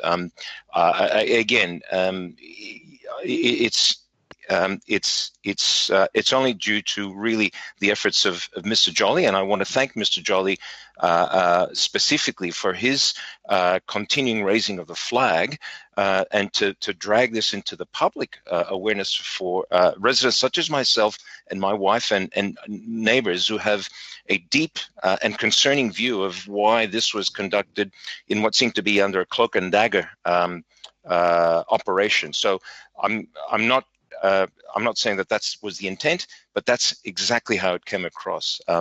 Look, I don't have much more different to say. It's just to back and wholeheartedly support the things that have so far been mentioned. And this really has to go back to have a more comprehensive review of data, of analytics, and interaction and consultation at a deeper level and more substantively with residents. And we haven't seen that, regrettably, at this stage. So in this particular project, I think council and the officers need to take a really good look at this and go back to the drawing board and engage us more deeply and more clearly. But again, I want to thank you, Mayor and councillors and officers for your time and your continuing efforts. Thank you. Thank you very much.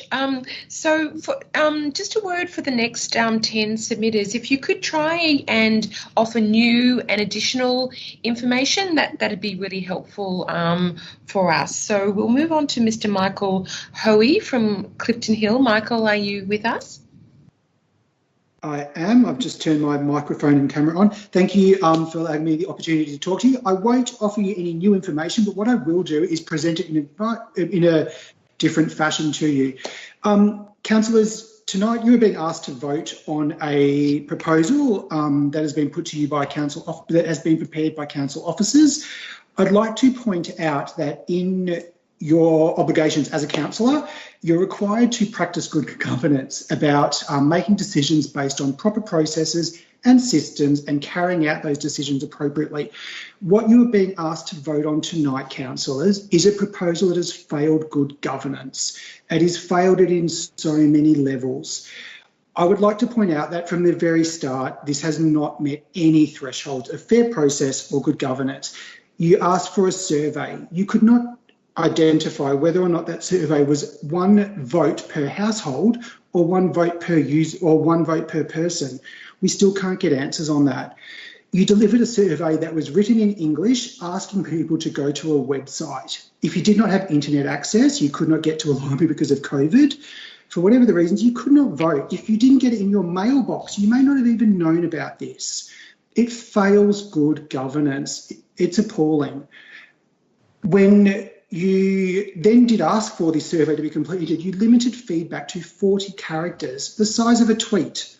That's what you wanted from residents, was the size of a tweet in feedback about people who live in this street and use these roads. We cycle it, we ride it, we walk it, we drive it.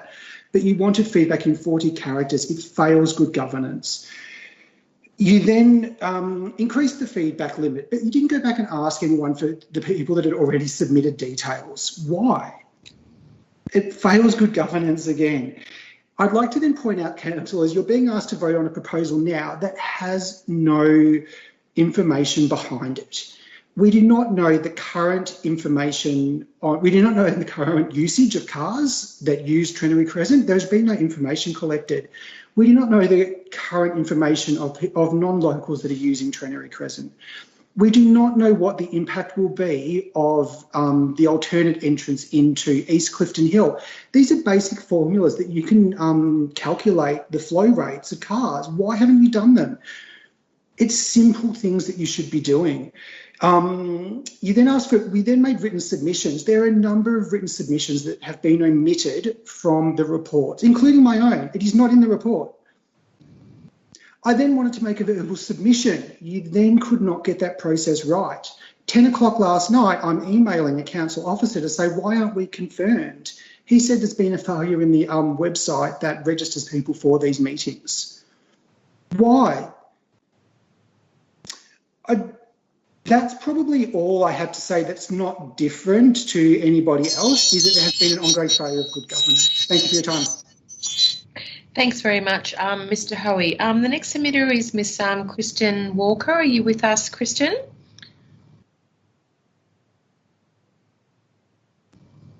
Kristen Walker from Abbotsford? Maybe not. We'll come back to. I am here. Can you hear me? We can hear you well. Kristen, do you have new and additional information that you would like to add? Yes, I do. Thank you, Councillor. I wanted to start by saying I'm a resident of Turner Street. I think it's important to note the significance of where people reside in this process. I'm also a bike rider. I'm a walker, both by name and nature, and I'm a car driver. So that informs my perspective. I'm very grateful to the council for giving us this opportunity to speak, and I don't want to make any criticisms of the processes that the council's gone through. I think we're here this evening, I consider that we're here this evening to talk about the substance of the proposal, and that's what I would like to just make three short points about. The first is that Trinary Crescent links two communities that were divided by the freeway, and it is those communities, Abbotsford and Clifton Hill, that overwhelmingly value that link, and because of that link oppose the road closure. And that's apparent from the council's survey in table 1 of the materials that have been presented to the council by the council officers. The second point is, for those people like me who live in Abbotsford, north of Johnston Street, Trinary is an important way north for us. In particular, it avoids the difficult right-hand turns that we need to make into Johnston Street if we're to try and move north or northwest. And it's also an access point to the recycling centre in Clifton Hill, which is probably the main reason I drive along Trinary Crescent, is to take my large recycling that doesn't go in the bin. And then thirdly, I'm not at all opposed to improvements for cyclists. I think that's an excellent idea, but it really shouldn't come at the expense of the local community and the ways in which the local community uses Trinary Crescent. And some people do need to drive. They might need to drive because they have young children, because they have a disability, because they're older people, or like me, because I'm taking my recycling to the recycling centre. So I vastly support improving Trinary Crescent for cyclists, but I definitely oppose closing it. And that's really all I wanted to say, and thank you again for the opportunity. Thank you very much for your submission, Ms Walker. We'll move on to Mr John Cavicki from Clifton Hill. John, are you with us? Yes, I am. Good evening. Hi, John. Do you have new and additional information that hasn't been provided already tonight for us? Yes, I do. I was a regular user of the Dights Falls Reserve with my grandson, but we stopped going there because of the speed of the cyclists, and I felt it was no longer a safe place for the young fella just to run around. So my concern is if we streamline the path that they're on now, we're just going to make that speed and a greater attraction, and it's going to become more hazardous. That's my point. Thank you very much. That's a very nice, succinct submission. Thank you very much. We next have Miss Natalie Macchio from City of Melbourne. Natalie, are you with us? Yes, I'm here. Yep. You have new and additional information for us, Natalie? Yes, everyone's covered most of my points, so thank you. Okay. But I'll keep it quick. I just want to say that I strongly oppose the closure of Trinary Crescent, like everybody before me. I've grown up in the northern suburbs and I'm very familiar with the area. I'm a first homeowner and I live in Abbotsford on Turner Street.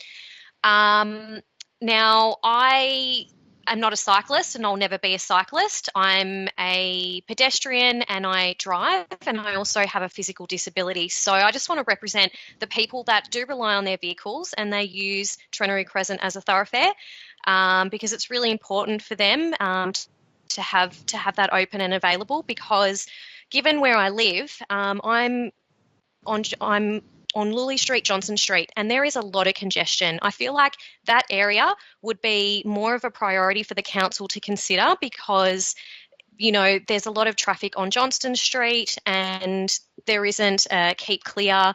So it's really hard to turn onto Johnston Street, and then also Hoddle Street isn't available to turn onto during peak hour traffic. So I just really want to highlight that to the council, in terms of, you know, their proposal for closing Trenary Crescent. And that's really all that I have to say about this matter. So thank you so much for the opportunity to speak. Yes, thank you very much for joining us tonight.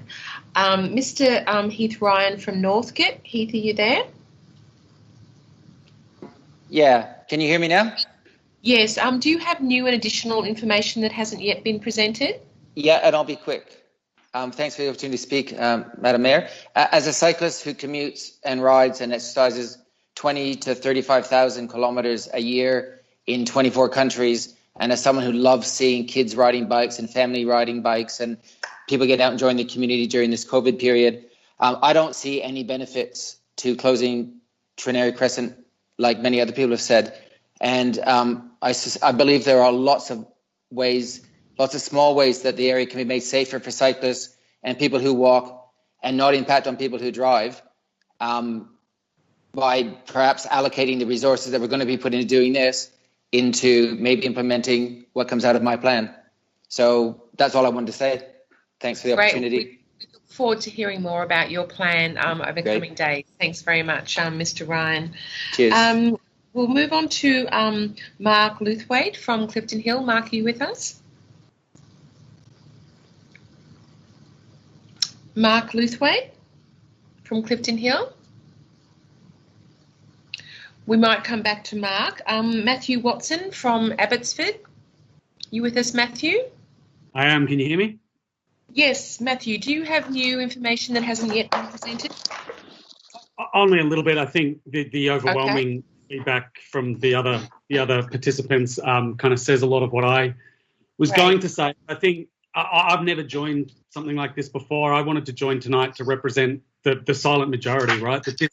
That the likes of Adam and others who joined this group aren't, you know, a minority that are causing problems, that there's a large majority here that support this. I've lived in Abbotsford for 12 years, and I think a lot of people have talked about the connection between the two suburbs, between East Clifton Hill and Abbotsford, but thinking about things like the recycling centre that somebody else mentioned, the two primary schools, Clifton Hill Primary School, Spenceley Street Primary School, Victoria Park, and all of the sporting things that happen there, including Auskick, the umpire training, obviously Ramsden Street Isle. Closing Trenary Crescent cuts our two communities off from one another. And I wanted to speak tonight to just represent the overwhelming majority of people that voted against this from the local residents. So I thank you for hearing us out. I hope that you listen to the voice of the people. Thanks very much, Matthew. Appreciated. We'll go back to Mark Luthwaite. Are you with us, Mark? Yes, I am. Yes. Great. Turner Street, Abbotsford. I won't go back over what other people have said. That'd be much appreciated. I do disagree with the closure. I do agree that in its current form it is dangerous for cyclists in the underpass. I believe that there's been a lot of talk about how much rat running there is done between Heidelberg Road to Johnston Street. I don't know how much proof or whether it's just anecdotal, but regardless of that, the amount of multi-unit development within the Victoria Park precinct and in East Clifton Hill is going to increase the traffic through that area anyway. I believe the council is much better off having made the extra money produced by the development. And I do think that we should take the cyclists off that bit of road. And I think, yes, it might be expensive to build a platform for the cycle paths to go under the underpass. I don't see that it's impossible to do. And I think that should be looked at for an ongoing future solution to the problem. Nor do I at any stage accept that cyclists have a priority over vehicular or pedestrian access. And I don't think, nor do I think they should expect unimpeded right-of-way in such a built-up area. I mean, me driving a car or walking, I have to give way to cyclists or pedestrians. That's for all of us to share the access that we have through these areas. And if we try to make everything easier for cyclists, I don't see it being any different to the way we produce bigger highways that get filled up with more cars. You're eventually going to get more cyclists, and you're still going to get people having to actually slow down, use their brakes, and share those pathways with other users. One more quick comment. If we're looking at control of traffic, why at the corner of Johnston Trenery Crescent don't we have a set of traffic lights with cameras that might help us control the traffic flowing through the area? We already have 2 sets of traffic lights further up Johnston Street for a private car park and a car park into computer share. Thank you, Mr. Luthwaite, for your submission. It's appreciated. So we'll move on to Ms. Ria Carmichael from Clifton Hill. Are you with us, Ria? I am. Thank you, Mayor. Ria, do you have anything different that hasn't been already submitted? I was just going to say I do have some recurring themes, but I'll keep it very short and sweet if that's okay. So I'm a resident of East Clifton Hill and I'm opposed to any closure of Trenery. I do agree that active transport initiatives are important, but Trenery is obviously our main thoroughfare and any closure will not just be an inconvenience, it has the potential to seriously disadvantage local residents. I hope that Council will vote in line with the majority of the community for no closure of Trenery. And I also hope that in the future the community will be appropriately consulted on these matters prior to any implementation. That's all from me. Thank you. Thank you very much for your succinct submission, and I appreciate that you probably had other things that have already been covered, so thanks very much for that, Ria. Miss Libby Maynard from Clifton Hill, are you with us, Libby? Yes, I'm with you. Thank you. You have some different information that hasn't yet been presented, do you? Just a couple of short points, and obviously I did participate in the survey and had the opportunity of making some submissions as part of that. I'm a resident of South Terrace and have lived in Clifton Hill for over 20 years with my husband and family. I also cycle, walk and drive in the area. I only learnt about the proposal by chance, by word of mouth, by being invited to join the Facebook page. There was no formal consultation with, I suppose, what's been called West Clifton Hill or to the west of Hoddle Street, which I found extraordinarily disappointing. Living on South Terrace, the significant impact, even just from a traffic perspective, of more cars having to turn right into Hoddle Street would cause significant traffic issues here. But it's more the point of the lack of consultation across the broader Clifton Hill suburb. There did not appear to be any obvious research of current usage, accidents, safety data, consultation with emergency services. I thought it was odd to be running a trial in the COVID-19 period, where the normal traffic patterns we probably wouldn't learn terribly much from, given that we're in unusual times.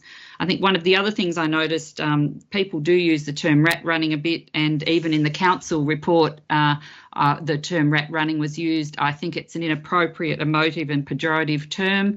What is a rat runner anyway? Am I a rat runner because I live west of Hoddle Street and happen to use Trenery Crescent?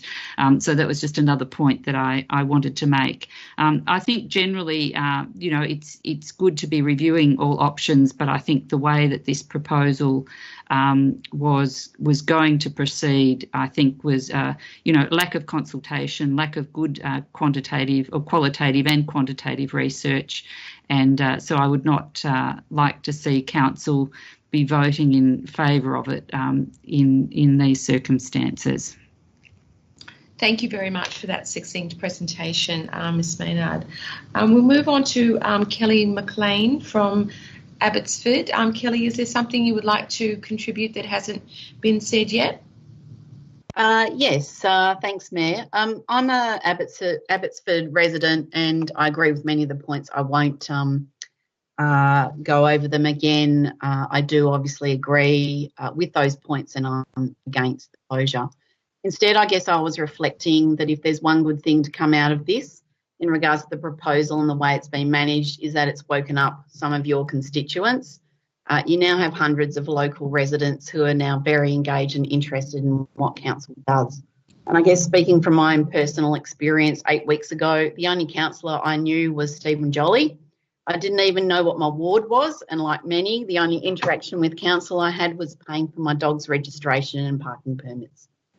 Now I know all of you by name, some of your interests and parties you represent, as well as the CEO and manager of governance. I've read council minutes and agendas. I've participated in Zoom meetings. I've read your code of conduct. I've interacted with the council officers, and I even know who the relevant state ministers are.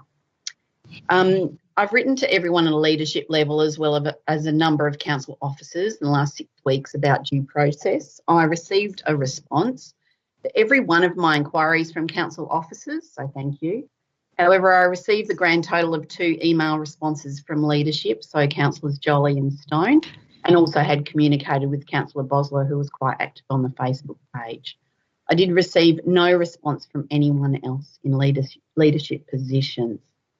So my question is, what message does that send for those who observe you from a distance, your local residents? And what kind of organisational culture would allow leaders to not even acknowledge feedback from their customers? I'm very interested to see where this mostly stressful situation will take us. I wonder whether the approach you're taking for council developments, that is an agile approach, a pilot and trial approach, the very trendy iterative test and learn approach, whether you'll apply this in the way the situation has been managed in an agile fashion. That is, learning from this now and applying the learnings tomorrow.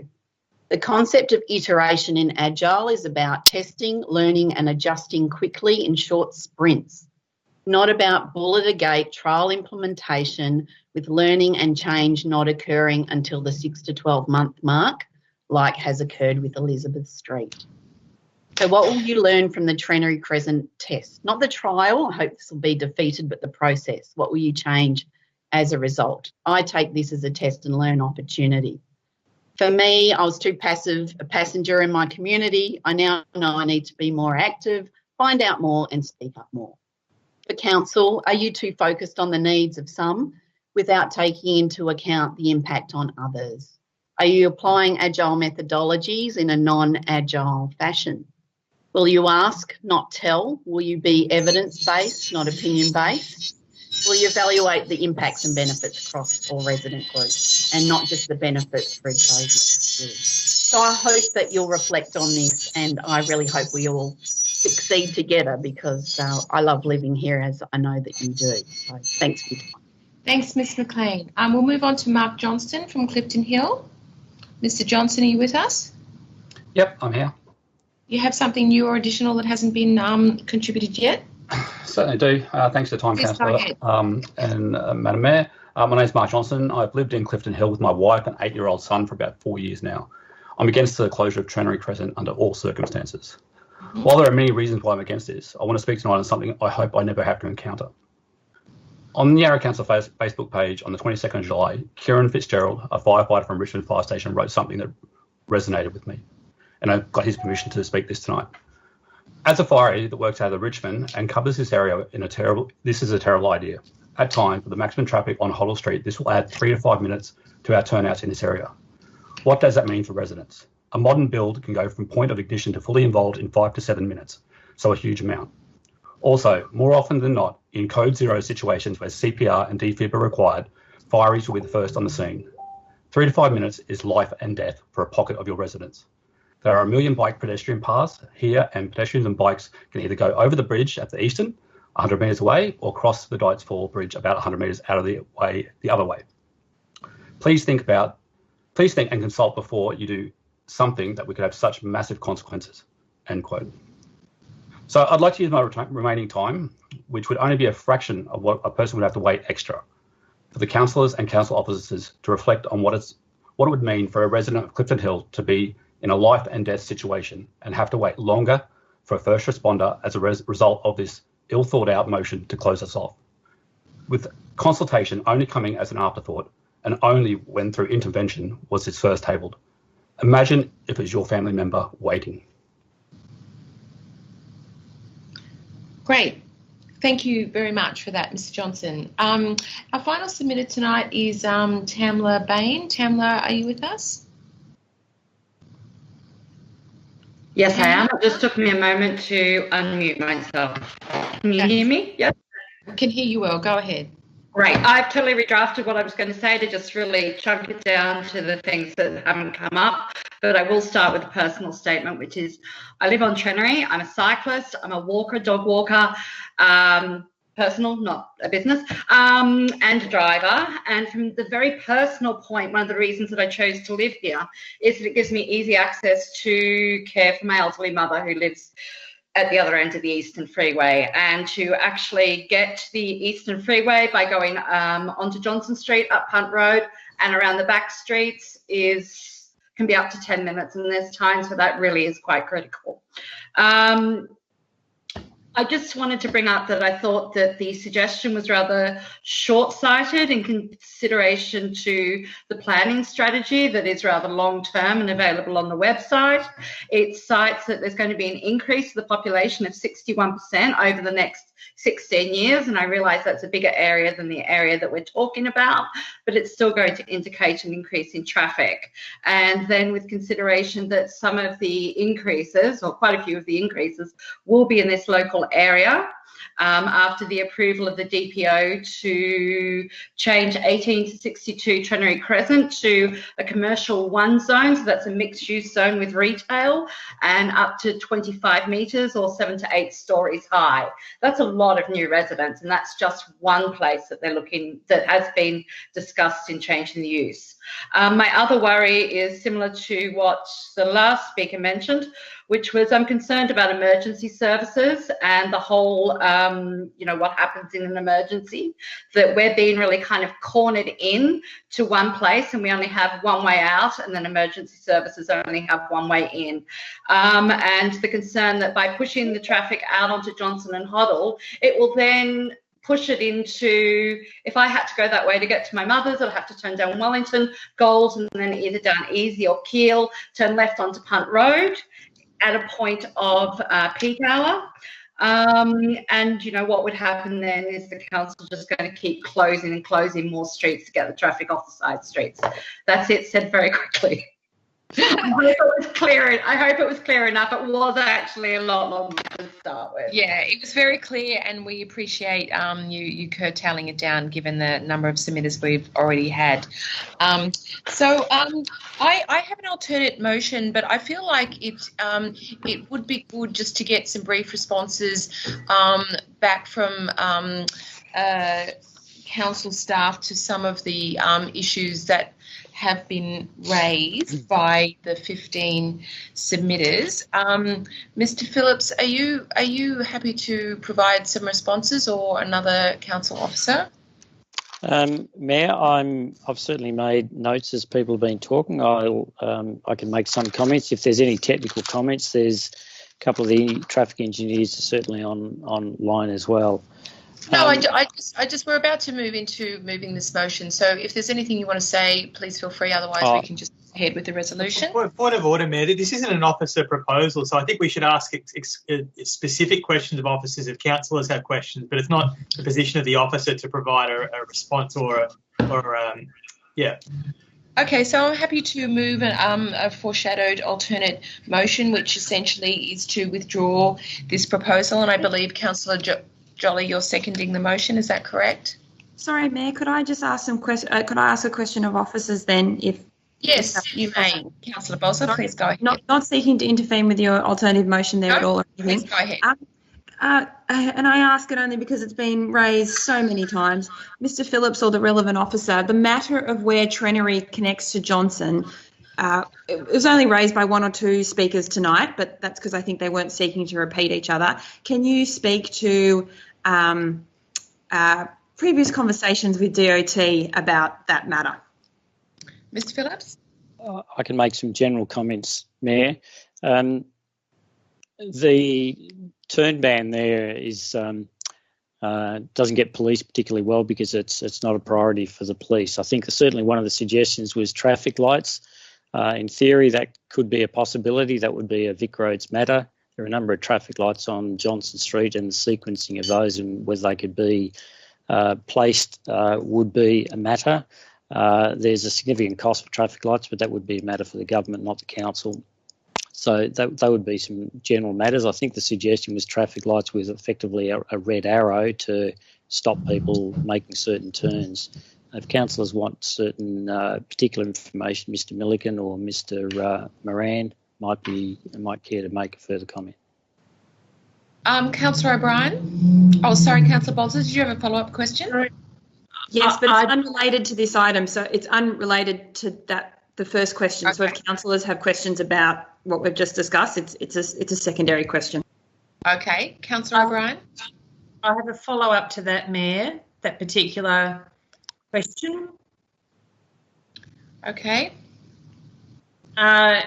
I recall, I think Councillor Bosler might be recalling a development plan overlay that we considered a couple of years ago on Trenary Crescent, and the council wished to put into that the developer, whoever it was, install traffic lights at the corner of Trenary Crescent and Johnson Street. The feedback we had was that the department did not support that. My understanding was that Vic Roads didn't support it. Can you clarify that, or can you not recall that? Mr. Phillips? Mayor, Councillor, I can't recall that specifically, but as I said, there's a topic, I can't remember the exact term, but traffic lights too close to each other can be a hazard because cars coming through them effectively don't see the light, they're looking further ahead. So that is a traffic management matter, and Mr. Milliken may care to comment further, but I think that would be the situation that probably occurred last time, Councillor Stone. Councillor O'Brien? Thank you. I guess these are probably questions more appropriate to take on notice, but I guess I'd just like some follow-up regarding one of the submitters' suggestion that they felt that their submission and others were not represented in the report. Also regarding problems in making a submission online, and also the whole issue of a post hoc consultation and the rationale behind that, and also the issue about data and no data to support the proposal, and hence how it anyway, I guess they're probably more questions to take on notice, but would appreciate follow-up on that, please. Thanks, Councillor O'Brien. Councillor Bosler? Thank you. With a substantive question to the matter. I was just wondering, I assume it'll be through to the engineers possibly, and this might be a very particular question, so they might want to take it on notice too. How old are the speed bumps currently on Trent? Are the engineers and the officers aware? I'm just wondering how old the speed bumps are on Trenary Crescent, and would they be deemed sufficient? Mayor, I can't answer that. I'm not sure if some of my colleagues online would care to answer that. If not, we can take it on notice and certainly Mr. keep Exner? councillors informed. Thank you. Through you, Mayor. Just Peter Mariner. Good, thank you, Mayor. We'd have to take that on notice. Most likely, Councillor Bosler, they were probably put in a previous LATAM study, and when it was previously conducted. So we'd need to check the timing on that, and we can provide comment back to you. Great. Can I just ask a follow-up question? As part of that, Mr. Moran, can you also provide advice on how close you can put speed bumps to each other? Generally, the optimum range for speed humps is around 90 to 120 metres. Roughly is where from what we know is the best position. That's useful information. Thank you. Thank you, councillors. Any other questions? No. If not, I'll move the alternate motion that's highlighted in yellow up on the screen. Councillor Jolly is seconding that. If there's no more questions, I'll speak very briefly. I have an amendment, please, to propose, which I've just circulated. I'm happy to read it out if you would like. It's been circulated on email. Ms. Niku, do you have that amendment so that the submitters and people watching tonight are able to see it as well? Council writes to the Department of Transport. I just received it, Mayor. I'll put it up in a minute. Would you like me to read that? Be great. Yeah, go ahead, Councillor Stone. So it's an extra. I thought it would be 4 and 5, but it's obviously a 2 and 3, I think. The council write to the Department of Transport advocating strongly for an upgrade or alternative to the pedestrian overpass at the Eastern Freeway, take out the word pedestrian, between Trenary Crescent and Clifton Hill, to accommodate cyclists wishing to traverse the freeway. And secondly, that this upgrade or alternative must ensure that the upgraded or alternative overpass is DDA compliant and meets the requirements for safe use by cyclists as well as pedestrians. And there's a spelling error in compliant there. Yeah, I'm happy to accept the amendment. Councillor Jolly? Yes. Any other amendments, councillors? Checking. Don't believe so. Okay, so we've got the amendments up on the screen, which are in blue. There's just an error after Eastern Freeway pedestrian. Yeah, that word pedestrian, Ms. Niku, yeah, if you could just delete that. Councillors, any other changes to what's proposed on the screen? Okay, so look, thanks to everyone who has submitted in one way or another during this process.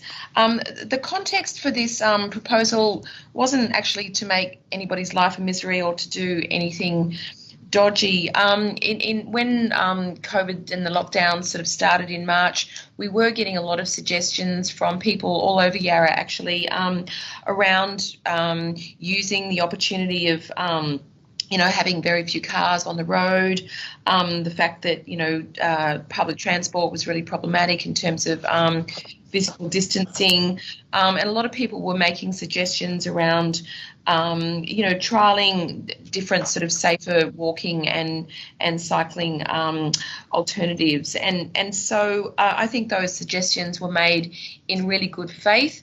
A lot of people were walking and cycling when we had the sort of slight easing of restrictions and when, public transport was, and continues to be, basically a public health sort of safety issue. So a lot of jurisdictions, a lot of other council areas in Melbourne, across Victoria, across Australia, and indeed in a lot of other countries are trialling temporary bike infrastructure. And so that was the sort of context that this was sort of proposed. I think during COVID, we've been really focused on those people who've lost their jobs, whether they're artists or small business people, people who are hungry, who are isolated. And so to the submitter who said that they'd only got 5 responses or 3 responses, we did have 2,800 people sort of, participate in this process. So we're not trying to ignore anyone. We're just trying to do the best we can for all of the people who really, really need it right now in Yarra. I think it was the right decision with this proposal to have a consultation process. We've had it. The results are now well and truly in, so that's why I'm supporting this alternate recommendation to withdraw the proposal. Councillor Jolly, as the seconder of the motion, would you like to speak? Thank you, Mayor. I think there was 15 people that spoke tonight, but probably could have been 150 if residents felt the need. Unfortunately, it's not the first time in recent weeks where we've, as a council, attempted to bring in changes to parking, to street organisation, and faced a massive backlash from the public. Hopefully, it's the last time that we proceed the wrong way round. I think in future, when we want to advocate or propose changes of this character, whether it's taking away parking, whether it's closing the street, whatever it is, that we consult before we act. I think that's the lesson of this. If we proceed when 72.4% of residents in Victoria Park and East Clifton Hill voted against closing the road, I think that would not only be undemocratic, but also probably in breach of the Local Government Act. Now, to those people who support the full closure of the road, and there was a significant minority, who did support the closure of the road, even in Clifton Hill and Victoria Park, although it was a clear minority. The way to do it is to propose a road where the closing down will actually have some impact on reducing emissions, boosting local business, making life better for the public. So, for example, if we were to close Brunswick Street between Johnston and Rose Street, we would talk to the businesses, we would talk to the local residents, we would talk to the cyclists, we would talk to all the local resident organisations and the public as a whole, and then get a united voice, or as close as possible to a united voice, and then with a community and council together, then go to the local member, to the DOT, to Vic Roads, and argue the case for that. So to do it the other way around, we just have the disaster that we've had over the last few weeks. So I'd like to say well done to the residents in Victoria Park and East Clifton Hill. There is ongoing issues. As an ex-resident of the intersection of Yambala and Wright Street for 15 years, there is through traffic. Okay, I won't use the word rat running, but there is through traffic, not only of people who live elsewhere in Yarra, but also people who are trying to get to the northern suburbs. It isn't the safest underpass in world history. I don't think anyone can argue that. And we've got to find a way to make that better, to discourage people who in the afternoons, Monday to Friday, use that as a way to get to the northern suburbs, try to keep those people to the likes of Wellington Street, but in particular Hoddle Street and elsewhere. And the answer to that, I don't know the answer, but I'm sure collectively we can find that answer. And if we have next year a proper discussion that's democratic, transparent, inclusive, a conversation with the residents, with cyclists, with local businesses, with the council, with the state government, I'm sure we can find some ways to improve that intersection that doesn't involve shutting Trinity Crescent. So I'd encourage all councillors to support this motion, and we can move on for what has been quite a stressful proposal for local residents and get on with the real issue of council. Thank you. Thanks, Councillor Jolly. Does anybody wish to speak against the motion? I can't see that anybody does, so I'll put the motion. All in favour, if you could raise your hands.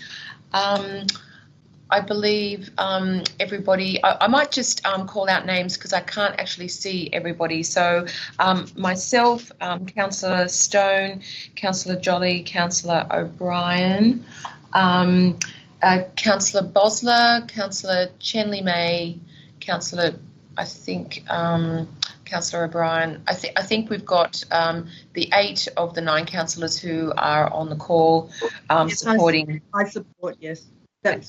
Supporting the motion, so that's carried by the 8 councillors.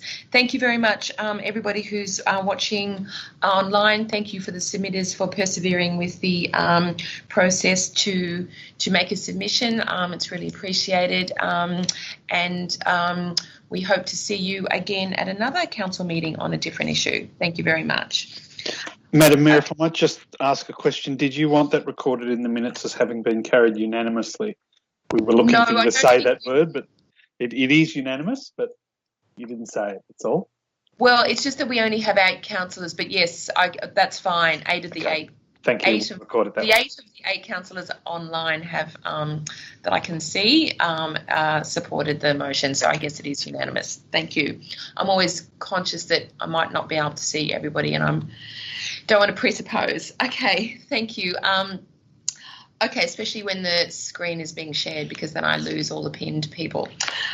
All right, so we'll move on to the next item, which is the Yarra homelessness strategy. Councillors, would you like to get a report? Yes, please. So we'll just get a brief report, please. Yes, evening councillors. This is the first Yarra homelessness strategy. Its purpose is to set out the roles that council has the ability and the authority to play in homelessness prevention, to provide policy direction on council's day-to-day operations, and to explain and educate on the complexity and diversity of homelessness. Homelessness has increased markedly in Victoria over the last decade. It's often higher in the inner city. Currently, Yarra has the 4th highest rate of homelessness of all municipalities in Victoria. Additionally, over the past year, the number of referrals that Yarra has received to assist people who are sleeping rough on our streets and in our parks has doubled, increasing from 66 in 2018 to 122 in 2019. The overall aim of the strategy is to improve outcomes for people experiencing or at risk of homelessness in Yarra. We hope it has been written in plain language and is intended for use by anyone who is invested in this matter. The strategy sets out the main roles identified council in the homelessness space. It articulates the way in which many areas across the organisation are already working to address and prevent homelessness. We believe it will be a working document for council officers and provide information for the community. Service providers should also be able to refer to it when making a submission to council on this or any related matter. I'll note that it's a high-level policy framework. It's intended to provide an overall picture of the key issues and guide council's actions. A separate implementation plan for the strategy can be developed and brought back to council once the strategy has been endorsed. I'll also note too that there is a section within the strategy on the COVID-19 pandemic and how this has dramatically shaped and changed the way that homelessness is responded to in Melbourne. I'll note that, with accommodation provided nearly for practically all people, and there have been solutions that have been brought into the new calendar year as well, and we really hope to see that continue. But I will note that is, it's a dynamic situation and things are moving fast, so please do note it was up to date at the time of writing. So I present it to you tonight for endorsement, and I'm happy to take any questions on the strategy in the paper. Thank you.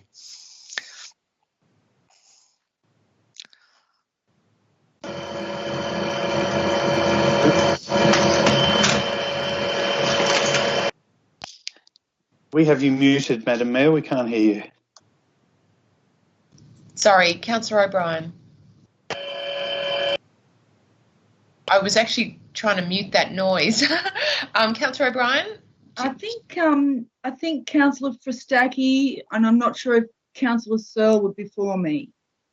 I'm just reading them out in the order I've got up on my screen. So okay. Would you like to speak? I'd love to. So I guess I do want to commend the 3 strategic directions of a coordinated and compassionate crisis response, early intervention to vulnerable or those at risk, ultimate goal of prevention, but particularly increase in social and affordable housing, which I think could have been perhaps better underscored. But I guess you've made mention of a solid action plan or something like that could come to us in the future. And I think that is where it's somewhat lacking, and I would love that, and I'd love it if you could give us some idea when that might come to council and a possible timeline on that. Thank you. Mr. McCall? Yeah, happy to answer that. So again, as I said in the introduction, the goal of the strategy is to set an overarching framework. So yes, an implementation plan is something that can be readily developed to ensure that I think we already noted in the report that we were planning regular report backs to the council on the progress of the strategy. But yes, more than happy to, and I think it'll just be a matter of, as we know, the timing of when we go into caretaker and whether or not the current council will be extended is still up for grabs, and we're waiting to hear from the Minister for Local Government. However, we can provide it in a timely fashion. So I would have thought if we go into caretaker, it will be as soon as the council is back, and if we get extended, then obviously it'll be earlier. So yes, that's the answer. Thanks, Mr. McCall. Councillor Pristacchi? Yes, thank you. My question relates to actually clause B, and Mr. McCall was Manager Social Strategy and Community Development, highlighting this as the first homelessness strategy. But over many years, Council has had many reports and indeed strategies on affordable housing, which have included the issue of homelessness and the need to deal with that issue in a strategic way, including accommodation, social supports, etc. So I just invite comment on that so that when community members are listening, aware it's not the first time we've actually dealt with this issue. It's been a central focus for two decades at least. Yeah, I'm more than happy to answer that through you, Mayor. Yeah, look, I have been in the employ of council now for nearly 9 years, and I know that across the organisation we've been a fierce advocate on this topic, and we've also made significant material contributions towards trying to ameliorate homelessness and provide an effective and compassionate response to particularly primary homelessness in our community, and with resources directed towards rough sleeping, a partnership with Launch Housing. So and only last year we adopted the social and affordable housing strategy. So you're right to actually point out that, and we've had long-standing community protocols on the way that we work in the area of primary homelessness, and very, very deep roots and partnerships with all the frontline agencies. And yeah, you're very right to point out that it's not our first foray into homelessness. This is, I guess, the first time we've encapsulated it under one strategic document. So yes, thank you for pointing that out, Councillor Frasacchi. So just to follow up, I know there's other people who want to move a motion, an amended motion, and I would just suggest that we actually remove the word first from that, because we have had a homeless strategy within broader documents on affordable housing. Thanks, Councillor Frasacchi. We'll correct that. So, Councillor Searle, you have a question? Thank you. I asked a couple of questions to officers yesterday on some of the information in the COVID-19 intro about the JobKeeper program and the Home Builder program. I'm just wondering if officers could comment on the answers to those questions. Mr. McCall? Yeah, I'm happy to answer that. So I do note that there is a typo on page 9 in terms of the amount for the Home Builder program, where it should have said a minimum income. It reads that the applicant should have a minimum income of $120,000. Instead, it should have read the maximum income. So that was one error.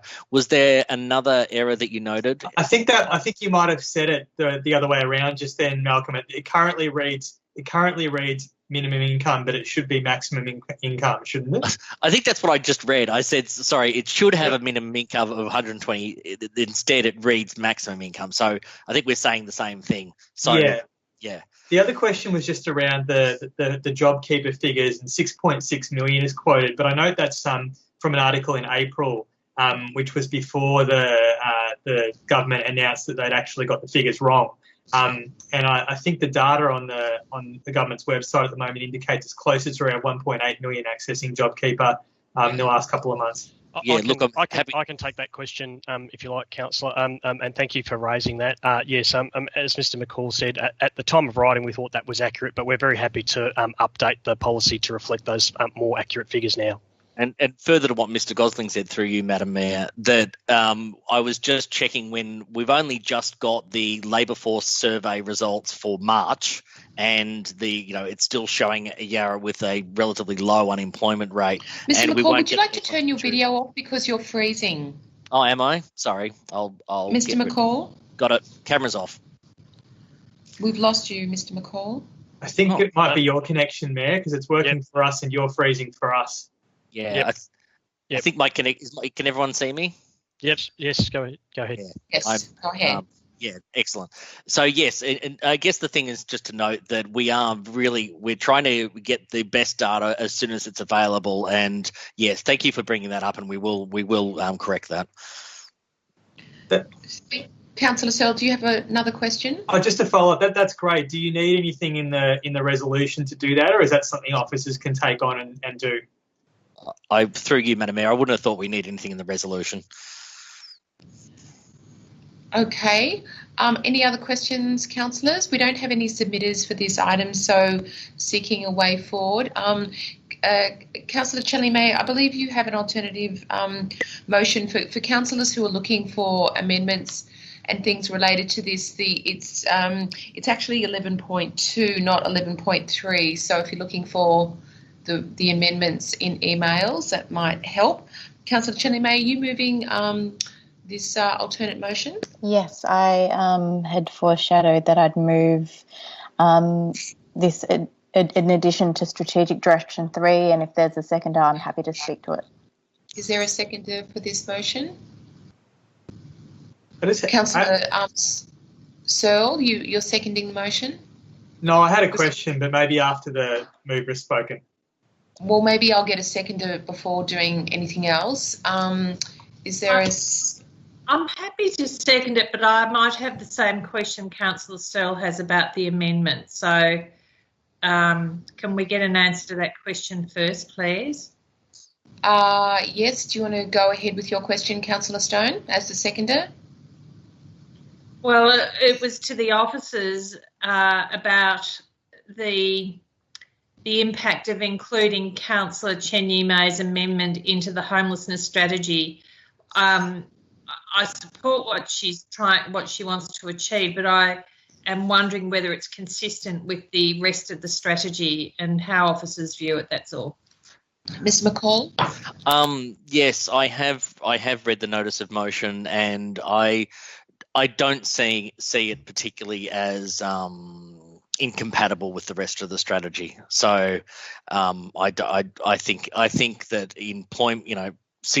employment obviously is a major consideration. Sudden life changes can trigger homelessness, and that it's very important maintaining employment's good for material and psychological well-being. And many of the frontline providers also have programs around facilitating pathways to employment, and council actually has roles in this space too, with helping people with CVs and other things that are done by our library and youth services. So I don't have an issue with it. I think it's perfectly fine. So you're still happy to second it, Councillor Stone? Yes, sir.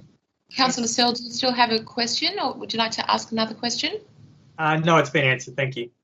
Thank you. Councillor Pistacchi, you have a question? Yes, I just ask the mover and seconder if they would agree to remove the word first, because we have had homelessness strategy within other documents.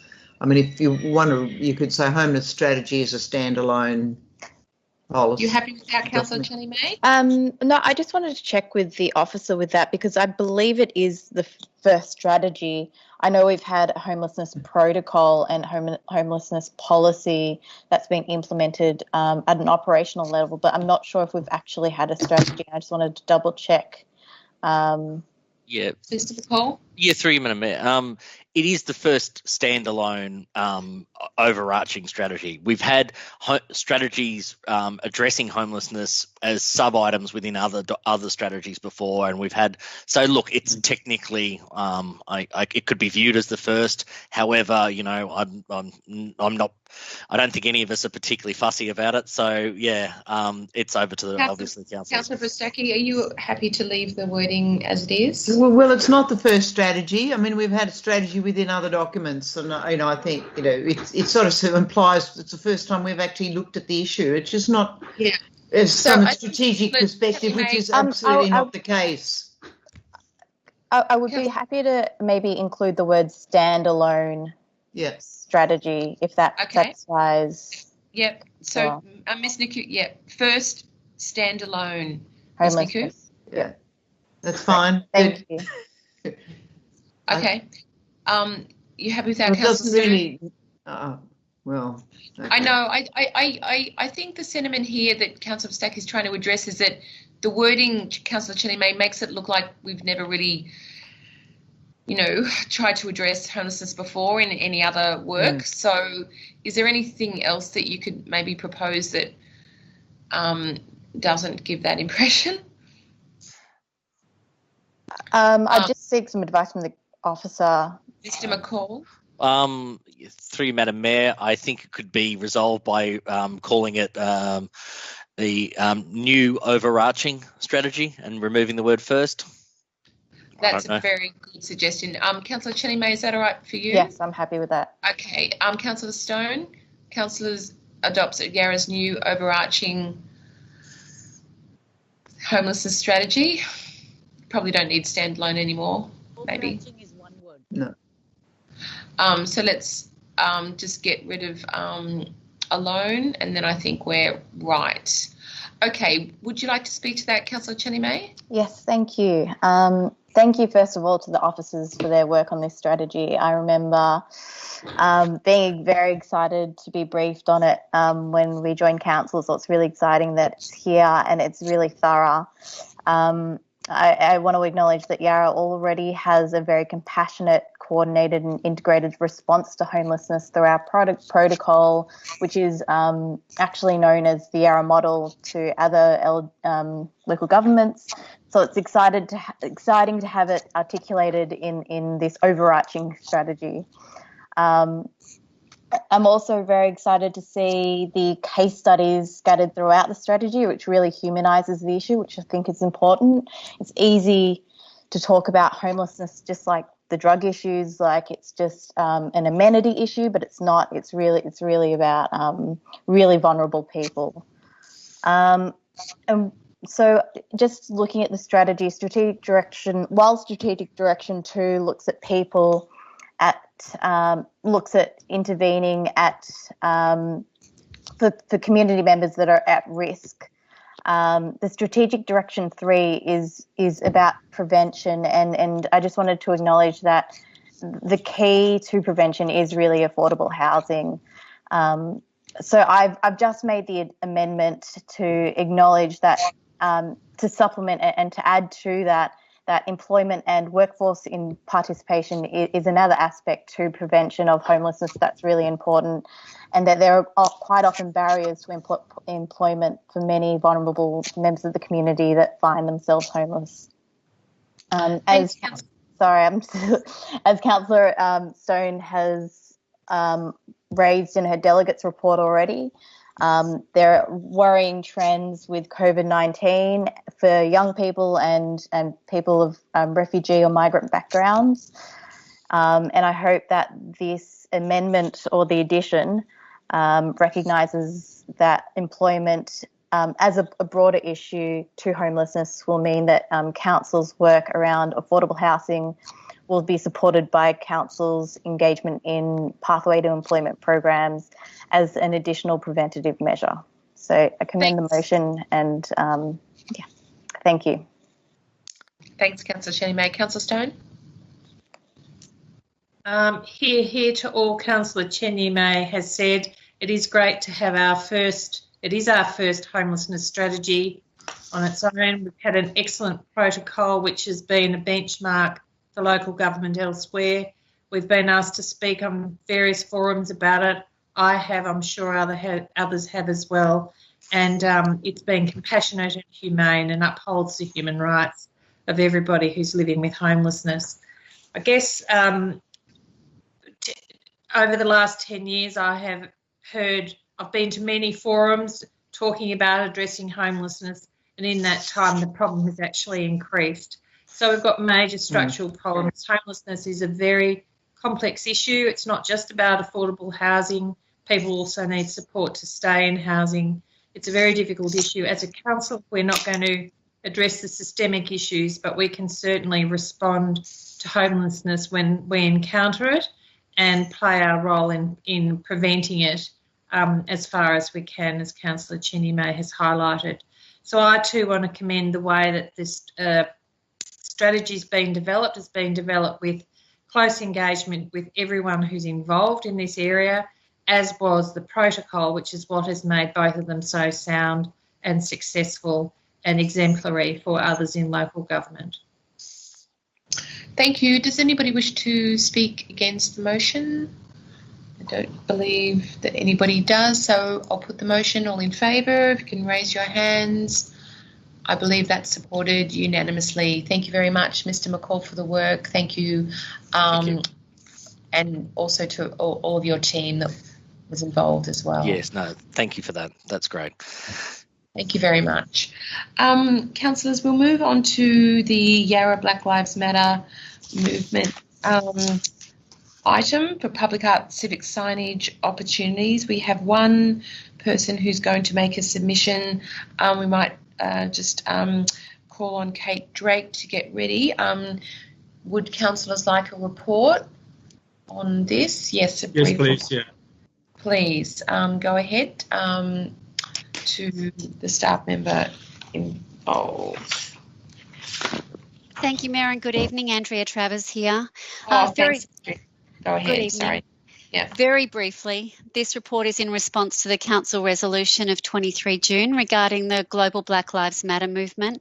In that resolution, Council committed to acknowledging the connection between the Black Lives Matter movement, the local ongoing and long-term struggle against racism and injustice, and Aboriginal deaths in custody. Council sought recommendations on how it might support better outcomes and broader understandings locally, specifically in relation to the experiences, issues and stories of the Wurundjeri Woiwurrung people and all Aboriginal and Torres Strait Islander people. Officers were requested to advise on the following three main areas of focus. The first, public art and civic signage opportunities to build understanding and maintain community engagement around fighting racism and injustice. This is the focus of tonight's report. Number two is looking at systemic factors and how Council could acknowledge and address local ongoing issues of racism and injustice, which will form the Council report in a couple of weeks' time. And finally, the third, a review of public plaques, statues and monuments in order for Yarra to tell a more complete story of its history. As requested by Council, this officer's report tonight outlines public art and civic signage projects. Officers Sue Chan, Arts and Culture, and Dandakru Aboriginal Partnerships are here to answer your questions. Thank you. Thank you, Ms. Travers. Councillors, any questions? If not, then we'll move on to the submitter, which, so I'll just make sure, Ms. Drake, are you with us? Ms. Drake? Mr. Thomas, do we have Ms. Drake with us? Doesn't look like it. Sorry, Madam Mayor, I don't think we do, no. Okay, no problem. So if there are no questions from councillors, I seek a way forward in terms of a motion. Councillor Fristaki, would you like to? Well, no, I'm just asking as a question, whoever's going to move it, and I'll leave that because I know other people want to move it. 1A, it should say context of the global Black Lives Matters movement. Otherwise, it could be any old movement. It's not clear. I mean, it is in C, but it's just clearer as to what we're talking about. And Ms. Niku, that should be global Black Lives Matter movement in A, 1A, in the context of the Black Lives Matter global movement.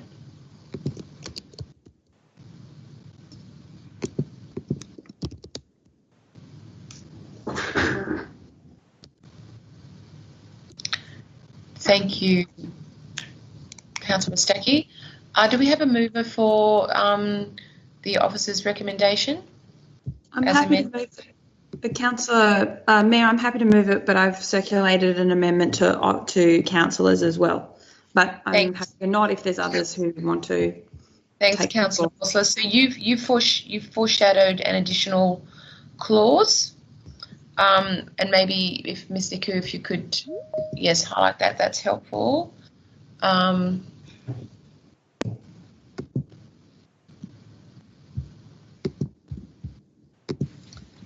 Is that your intention, Councillor Bosler? Yeah, that looks fine. There's just a couple of little formatting things there, but other than that, it's fine. Councillor Prestacchi? Mayor, we've lost the change to A. Oh, you're right. Sorry, Councillor Prestacchi. You're right. So, Ms. Vicu, if you wouldn't mind just transcribing the change that was made to 1A.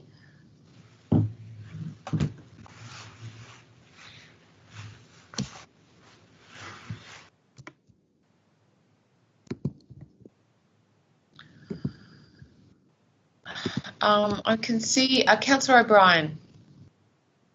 Councillor O'Brien? Sorry, just trying to unmute. Forgive me. Yeah, sure. In E, I would, if acceptable, I would prefer. We haven't. Are you seconding the motion, Councillor O'Brien? I'd love to. We don't. Okay, because we don't currently have a seconder. Okay, and what's your proposed wording change? So just in E, notes further reports are scheduled to Council arising from the resolution on the Black Lives Matter movement of the Yarra Aboriginal and Torres Strait Islander community.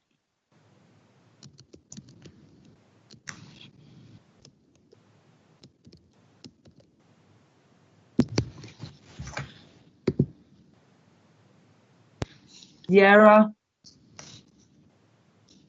Aboriginal and Torres Strait Islander community. And I don't know if we need stop deaths in custody issue, but I'm happy to, whatever others think on that. I think it's more an issue for the community, not us, actually. As the mover, Councillor Bosler, are you happy with that wording, or do you want to propose any other changes? Apologies, no, that reads fine to me once we just correct those minor errors there. Yes.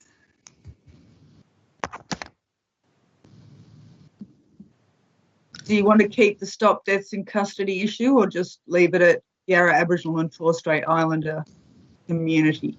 Yeah, I think we can cut that sentence out, those final 5 words, and just make it end with community. Thank you.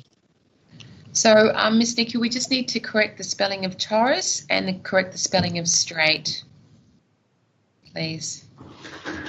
Do you want to, while that's happening, do you want to speak to the motion, Councillor Bosler? I'm happy to do so. Thank you thank you to officers for all their time here. Thank you to Yarra and Ghana, the BLM working group, for the incredible amount of work they're putting into this. Thank you to Councillor O'Brien, and I also know Councillor Stone regularly attends the Yarra and Ghana meetings. So thank you to those councillors there. I didn't intend to take the floor here in any way with this motion.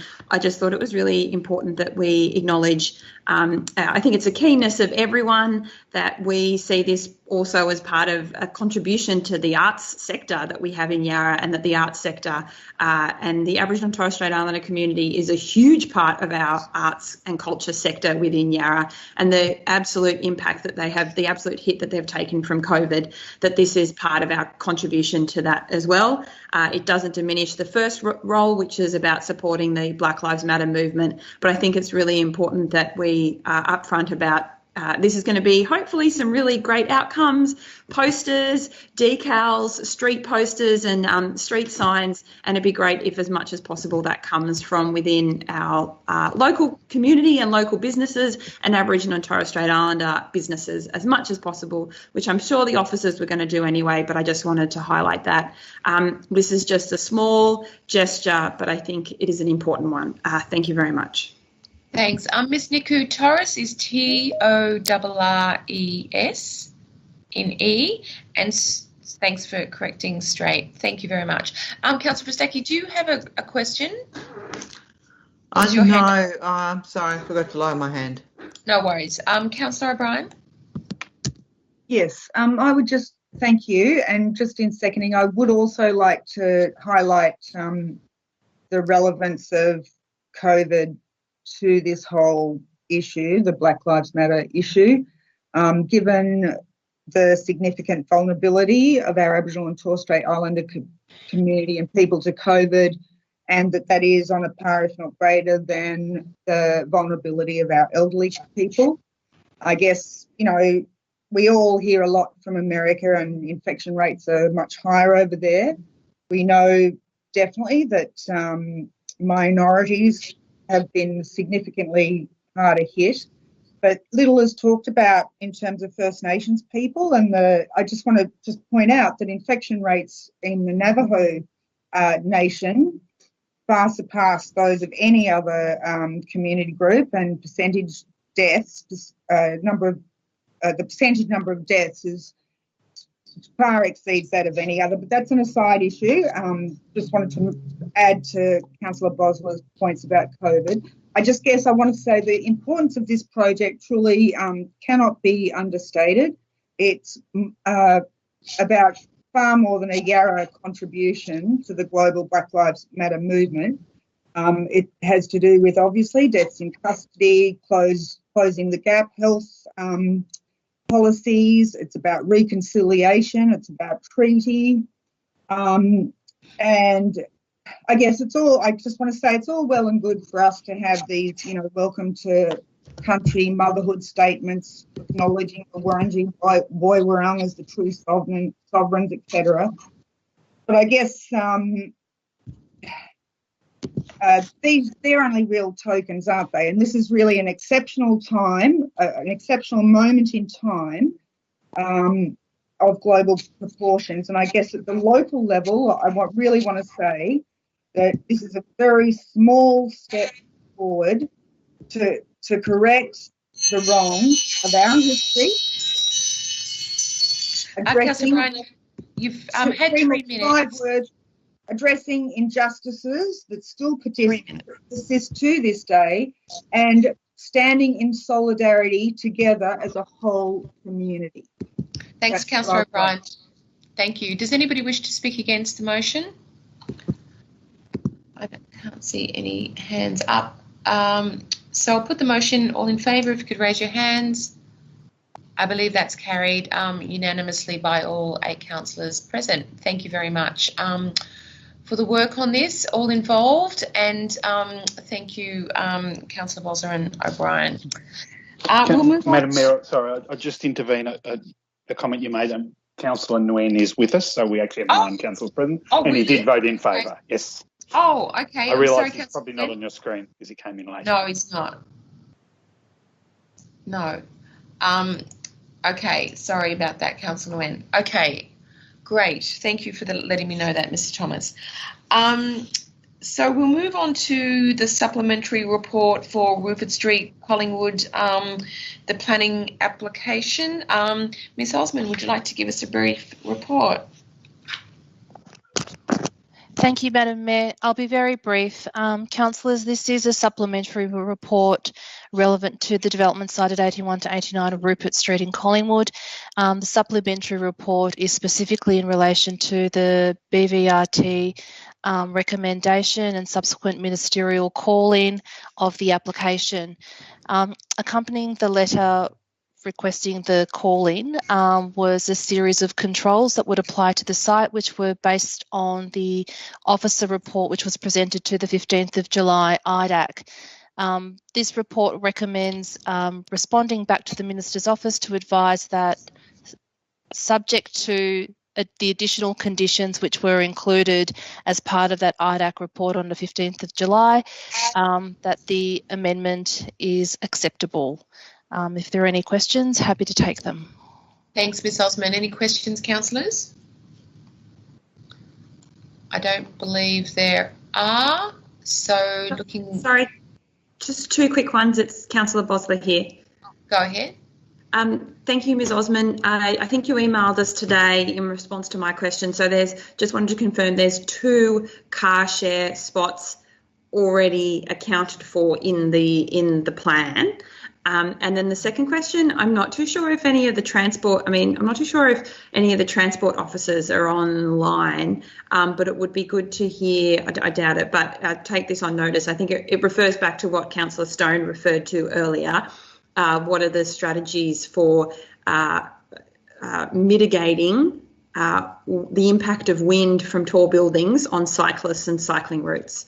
But I suspect that, Rupert's not on a cycling route, but, if that's something that can be taken on notice, I'd be really keen to hear from the transport officers, so separate to your department, sorry, Ms. Osman, for their assessment of that. But maybe, Councillor Bosler, we might just ask Ms. Osman, because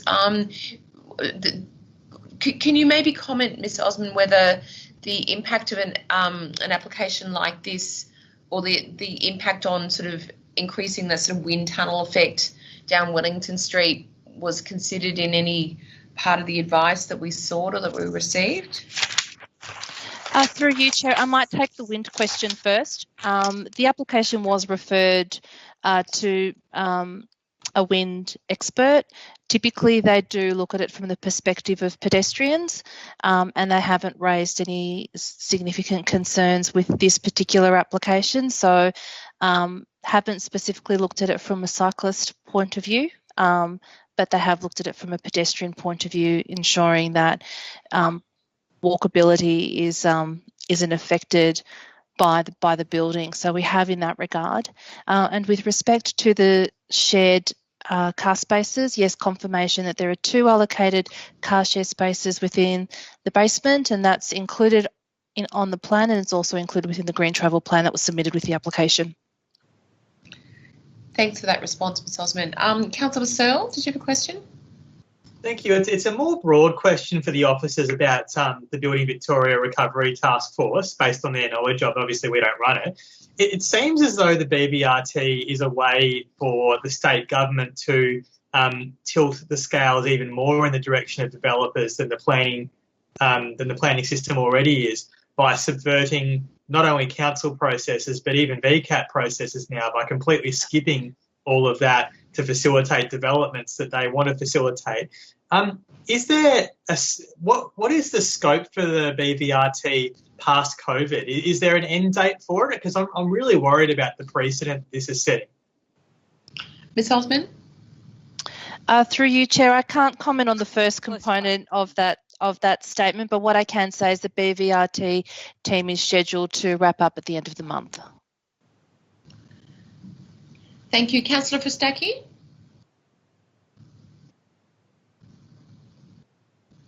Councillor Fustaki, do you have your hand up? Maybe not. Okay, then we'll, I'll seek a way forward. Is anybody willing to move the council resolution as it's printed on the screen? Nobody's, Councillor Bosler? Otherwise, yeah. Yep. And is there a seconder for that motion? I think Councillor Stone had a hand up at the same time as me, so I've got no call over it. Okay, sorry, Councillor Stone, would you like to second the motion? Would you like to speak to that, Councillor Bosler? I'll only speak briefly to it to say thank you to the officers for their work here, but also thank you to the IDAC committee that heard this matter, and we've adopted all of their recommendations, so I think we're maintaining a consistent position. I look forward to a speedy outcome here and thank the officers. I look forward to further advice on the impact of wind tunnels on pedestrians as well. But thank you to officers and thank you to IDAC for the work that they've done here. Thanks, Councillor Bosler. Councillor Stone? I have nothing to add. Okay, thanks. So does anybody wish to speak against the motion? Councillor Fustaki? No? Councillor Fustaki, do you wish to speak against the motion? No, I don't. I just want to highlight the clause that provides for $10,000 to be applied to improve the cycle a cycle route along Rupert Street, including a signage at the entrance to Rupert Street, but that it'd be bi-directional with it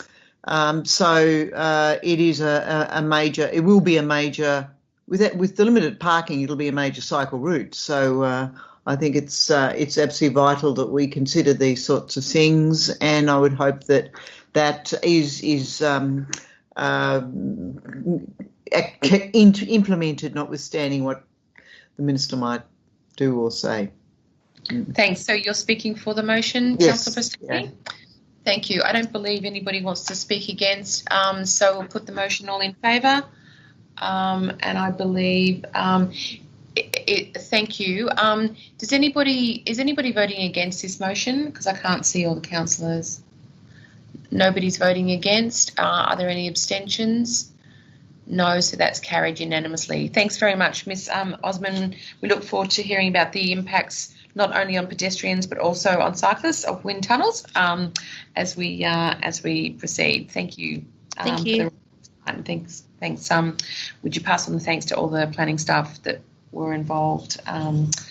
Thank you for that. So we'll move on to the Icon Park redevelopment. Ms. van der Hoeven, are you happy to give a brief report? Yes, happy to. On the 30th of June, so thank you, Mayor. On the 30th of June, Council received a letter from the Minister of Planning informing Council that he's received a request to prepare an amendment to the Melbourne Planning Scheme C377 and is seeking the views from Council on that amendment. The Minister for Planning will formally prepare and decide on this particular amendment. It was made, the Minister received a request from the Carlton Football Club really to facilitate, this amendment is to facilitate an upgrade of the Princess Park training parking and stand facilities and install TV broadcasting lighting to facilitate AFLW games. The amendment itself will introduce an incorporated document into the planning scheme which sets out guidelines and conditions which will form the basis of future plans. Under this proposed arrangement, if a plan adheres to these conditions, a permit and advertising would not be required. The applicant has advised that there had been some consultation occurred. There was a letterbox dropped, however, and an invitation to a community consultation session. However, due to COVID, the proponent advised that those sessions were cancelled. Council has received a number of pieces of correspondence from the community within Princess Hill and Carlton North, and their concerns are set out in the report and relate to traffic lighting and the lack of consultation. So the report in front of you tonight really sets out two options: one, to make a submission to the Minister, or option two, not to make a submission to the Minister. The recommendation considers making a submission to the Minister and outlines the basis for that submission. But I do note in the recommendation two, it refers to section 20 and 21 of this report, and that's an error. It should actually refer to section 22 and 23 of the report. Thank you. Thank you, Ms. van der Hoeven. We have three, we'll take questions and then we've got three submitters. Councillor Prestani, do you have a question? Yes, I had in response to the community concerns about lack of consultation. Many members of the community don't recall receiving that letter that was referred to in the contour papers dated the 12th of March 2020, and they are very alert to developments at Princess Park, called Icon Park, more recently. Or at least the ground is. But so the question I had circulated was, did we get feedback from Contour as to verifying who they actually sent the correspondence to, given there's only one resident who does recall receiving correspondence referring only to the AFLW rather than planning scheme amendments and planning provisions? Sure. Thank you. Yep. Through you, Mayor. Yes, we did follow up. So part of the documentation that we received was the letter that the proponent said was distributed. According to the Contour, the proponent's planning representative, the Carlton Football Club sent out the letters, did the letterbox drop. So I can confirm that that's the advice that we had received. And in terms of the area in which they would have done the letterbox drop, we had previously advised on an area for notification, and that area was about 300 metres to the east from the site, so the properties within that, and I think up to 500 sort of to the northeast. So it was within that area. But I do understand from the correspondence we've received that even people within that area for notification have advised that they did not receive it. So I can't confirm anything more than that. Thank you. Maybe, I don't know if Ms. Osman's still on the line, but just going back to the processes, maybe you can answer this, Ms. van der Hoeven, but the processes under the BVRT, are there any exemptions or special provisions for, somehow doing not going ahead with the consultation that we would normally hope to have in an application like this? Yeah, so through you, Mayor, I just want to confirm that this isn't a BRVT proposal. Sorry. No, this is an amendment, so it's a 20 part 4. Sorry. So that's when the minister makes the direction. Yes. Yeah. So Yeah, it's separate. under 20 part 4, I should say. Yes. Are there any special provisions precluding appropriate consultation? No. So in a statutory process, the minister doesn't require consultation. However, as been highlighted, I think through our colleagues also with at Melbourne City Council, it doesn't preclude voluntary consultation. Right. Okay. Thank you. If there's no other questions, councillors, we might move to the submitters. I think Mr. Vaughan Connor from Contour. Oh, sorry, Christian. Sorry, put my glasses on. Christine Christian. Are you with us, Christine? Yes, I am. Thank you. Hi, Christine. You've got 3 minutes. Please go ahead. Okay. So Madam Mayor and councillors, thanks for the opportunity to speak in relation to the proposed development of Icon Park. My name is Christine Christian. I'm a resident of Bowen Crescent, Princes Hill, and I also happen to live opposite the Icon Stadium. I'm here today in my capacity as president of Protect Park Street Precinct, specifically the 811 members who reside in Princes Hill. We've decided to spare the council meeting by having hundreds of individual residents of Princes Hill come and speak today. So I just, for the record, would just like to state that I represent 811 of them. They're all registered. As Yarra residents, we are really concerned about what is proposed and about the way the Carlton Football Club propose it to be approved. Essentially, the memo from the Melbourne City Council refers to a planning permit application. The City of Melbourne is not considering a planning permit application. It's in fact considering the Carlton Football Club's application to the Minister to approve a rezoning of the Icon Stadium as a specific controls overlay. And what this actually means in real terms is a unique little package of approvals made behind closed doors specific to the Icon site, displacing all other controls as they may be relevant to the site, like, for instance, a heritage overlay. And the method being proposed by the Carlton Football Club is ministerial intervention, as we've discussed, such that the rezoning takes place at the stroke of a pen, bypassing any public consultation, introducing the unique package of approvals by way of an incorporated document. This document is dated May 2020 and it's marked a draft. And the draft incorporated document, which has presumably been drafted by the applicant, is framed in such a way as to allow a de facto permitting process without appeal rights.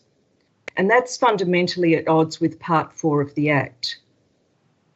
And in addition to this de facto permitting process is to be placed in the hands of the authority, which in this case is the City of Melbourne, which draws an income from the use of the site. And this is a clear conflict. We also draw attention to errors and uncertainties in the draft incorporated document. They relate to the lack of detailed plans available for public scrutiny. I won't go into any of those details. That information can be made available. But within the plan, there doesn't appear to be to include the car park, which is accessed off Royal Parade. There are no detailed plans available. We can't understand what's being proposed for this public car park. And that a proposal in this heritage location, could go forward for approval without any accurate detail as to the site and the development proposal is extraordinary. And it's precisely in such an exposed and public location that the public should have a reasonable expectation to rigorous scrutiny.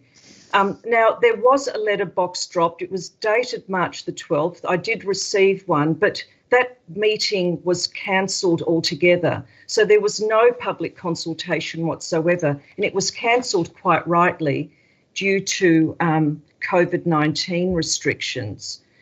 So we note that the applicant's attempt at community consultation and its failure, their efforts are entirely inadequate.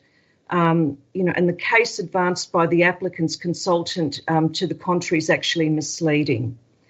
So there was no face-to-face community consultation. When it comes to things like the lighting towers, it may be that a crucial part of this application is erection of lighting towers and broadcasting rights. And our concern is that this may well not be limited just to football. So, look, I understand that my time is up. We have made a very detailed submission to the Minister, but I would like to close by saying two things. We support, the residents of Princes Hill support the promotion of women's sport and the AFLW in particular, but we believe that the already existing facility is adequate to the task and has been, and we respectfully submit that this application should be made public, that the affected residents be consulted, and that there should be no ministerial intervention to circumvent the process. Thank you. Thanks, Ms. Christian. So, in summary, we have a officer recommendation in front of us. What are you seeking? How are you seeking us to proceed with that recommendation? We can either vote for, we can vote against, or we can amend it. So we are recommending that this cannot be advanced without public scrutiny and consultation. So you'd be seeking that City of Yarra rejects the recommendation that's in front of us, and we don't proceed with that recommendation. Correct. Is that right? No, is that incorrect? That's correct. And okay. And that's the case for 811 registered members of Princes Hill. Thank you very much. Councillor Frostacchi, do you have a question for Ms. Christian? Councillor Frostacchi, you're on mute. Just wanted to highlight clause 2A. I mean, the minister's called it in. I mean, it's before the minister, under the provisions. So we can't say don't deal with it. It's before the minister, so we have to deal with it. So the question is, how do we deal with it? So rejecting that will probably give us less scope to have a a say to represent residents in terms of their concerns than what is set out in the motion. So I'm just wanting to invite your comment on that, because I think that's what Clause you E does refer to the broader community consultation to inform the planning scheme amendment. Ms. Christian, would you like to respond? Yeah, well, I'd be happy with that, and I'll be guided by council on that. I mean, essentially what we are seeking as the community to have Yarra City Council advocate on our behalf to ensure that there is proper and broad community consultation before this proposal can be advanced. This is a significant development. Many residents live directly opposite the street, and the impacts are significant. Right. Traffic lights, I mean, it goes on and on. So and to think that this could proceed without community consultation, in our view, is not right. It sounds like you're broadly supportive of the council making a submission as per the 5 items in clause 2 of the recommendation. Is that right? Yes. Thank you. Okay. Thank you. Sorry if I wasn't clear about my question either. Sorry about that. We have a second. Sorry, councillors, any other questions to Ms. Christian? I don't think so. The next submitter is Mr. Mark Gudishi. I hope I pronounced that correctly. Are you on the line, Mark? Yes, I am. Thank you. Oh, welcome. Please go ahead. Chris Townsend will speak on behalf of the football club, but I'm available to answer any questions. Oh, I see. Okay. Okay, Mr. Townsend, go ahead. We have you on mute, Mr. Townsend. Sorry about that, Mayor. Gotcha now, thank you. That's all right. Go ahead. You just saw the President, Mark Giudice. We also have my fellow Director, Paddy Kinnersley, on the line. And while we acknowledge this amendment and the consultation process is led by the Minister for Planning, we thank him and the City of Yarra for this opportunity. But the first thing, we only have a few points and we know it's late, but the first thing we'd like to say is this is an amendment to the Melbourne planning scheme. We've been engaged in very extensive consultation for a long time with the City of Melbourne and the department. There has been no consultation directed of us with a broader group than that. This is a 20-part 4 process, and we've been very keen to follow every direction that has been asked of us, including this one. The amendment is supported by the City of Melbourne. The reason for that is that this amendment, for the first time, puts site-specific planning controls for the stadium into the Melbourne planning scheme. Up till now, a lease has mainly governed these matters, not the planning scheme. So this is the first time there are visible controls in the Melbourne planning scheme for the stadium, and we consider that to be a matter of real importance to the locals and to us, and for certainty and for visibility of planning controls for the site. But for the club itself, this amendment is a foundation stone. The club has a master plan. We have extensive policies for gender equality. We have a master plan where we seek to soon lodge plans to develop state-of-the-art facilities for women, both in training but also as a home for AFLW. We have strong commitment and support for that from the City of Melbourne, but also at state government level and federal government level. There's $35 million in funding if we can proceed to development plans to try and deliver on those policies and those intentions. It's important that I think, based on the questions and the comments tonight, that I do make something clear on behalf of the club. It is correct that the club sought to consult with the local area back in March. That was based on early concept plans for our master plan, and that's something that the club intended to do and still intends to do. COVID-19 came along. and we couldn't have those information nights that we sought to have. But at the time we are actually seeking to lodge plans for development, we fully intend to complete that consultation process. And that's explicitly a matter that's been discussed with the City of Melbourne and was explicitly discussed in the meeting before the councillors there tonight. So it's not correct that there was a consultation process with the neighbours as part of this amendment. It is correct that we are consulting on our master plan and we intend to continue to do so. But the controls will, for the first time, put public decision-making guidelines in the planning scheme that haven't been there hitherto. So that's really our key point. We ask the Yarra make your comments to the Minister and we'll graciously cooperate with those. Thanks very much, Mr Townshend. And I think we'll move to the third submitter, which is Miss Adrienne Clark from Princes Hill. Adrienne, are you with us? Oh, sorry, is there a question? Yes, a question from me, Councillor Jackie Frostacchi to Mr Townshend. In terms of cancellation of the meeting, I mean, people are having meetings via Zoom quite happily under COVID, so I wondered why that hadn't been considered to use one of the, well, there was Teams as we're meeting tonight, or Zooms. We required an amendment to be able to meet, but you had there were no constraints in using one of those platforms. So why didn't that happen?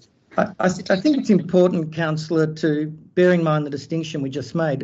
We may have to do Zoom meetings. We don't know what they're going to look like. If the restrictions are in place, they will be Zoom meetings, but they're not associated with the amendment. That's us promoting our master plan. That's what we intended to do. That's what we still intend to do. So we will do those. If it's by Zoom or if it's by drop-in, we still intend to do that. That's not to be confused with the Minister's consultation process that we're undertaking at the moment. It's separate and we still intend to do it. Thank you. So we'll move on to Miss Adrienne Clark from Princes Hill. Are you with us, Adrienne? Yes, I am. Can you hear me? Yeah. Hi, good evening. You have 3 minutes. Please go ahead. I'm going. Okay, I'm a resident in Princes Hill. I endorse the points made by Ms Christian. I'll emphasise some of the key points. 1, the proposed process leaves no pathway for appeal. 2, there is no final documentation of what's proposed. The incorporated document is dated May 2020 and is marked draft. There has been, as we've heard, no serious attempt at community consultation. 4th, there's public alienation of public land proposed, another 625 square metres of the precious park. Now, we've all seen how important parks are to us, and we cannot really go along with any further plans to alienate public land. 5th, the installation of lights will make the site an entertainment venue without assessment of the impact on residents. And 6, it's all wrapped in a language pointing to the need for change to support AFWL. Alienation of public land is not required to cater to the needs of women footballers. All that said, I'm a strong supporter of the AFWL and indeed I'm a member of the Carlton Football Club.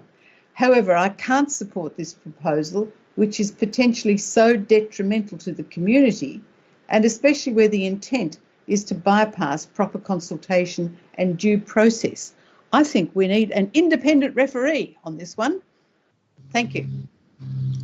So just to be clear, Ms Clark, so what we're voting on tonight is whether to make a submission to the Minister for Planning.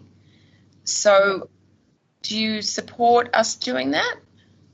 Yes, I think if you incorporate the points that have been made by Ms Christian and by myself, that would be good. So you've got the appropriateness of the planning tool, the lighting, traffic, car parking, and I add the alienation of any other land from the park. I mean, we've got to protect the park for the residents and all the people who use it. So you'd like the inclusion of the alienation of public land, is that right? Yes. Thank you very much. Well, there is proper consultation as well. Yes, you've got that. The broader community. Yes, that's E. Yeah. Thank you. Councillor O'Brien, did you have a question? Please. Yes, thank you, I do. I'm just wanting to ask officers about the availability to the public of the development plans, and also just get a bit more clarity around the lack of appeal rights. And I'm thinking of an amendment that I've circulated. Is that a question to the officer, Councillor O'Brien? Yes, please, it is. Yeah. Ms. van der Hoeven, did you? Sure. Yeah, I'm happy to answer that. Thank you, Mayor. In this instance, in the incorporated document, there's nothing specific about further consultation. There are no third-party appeal rights.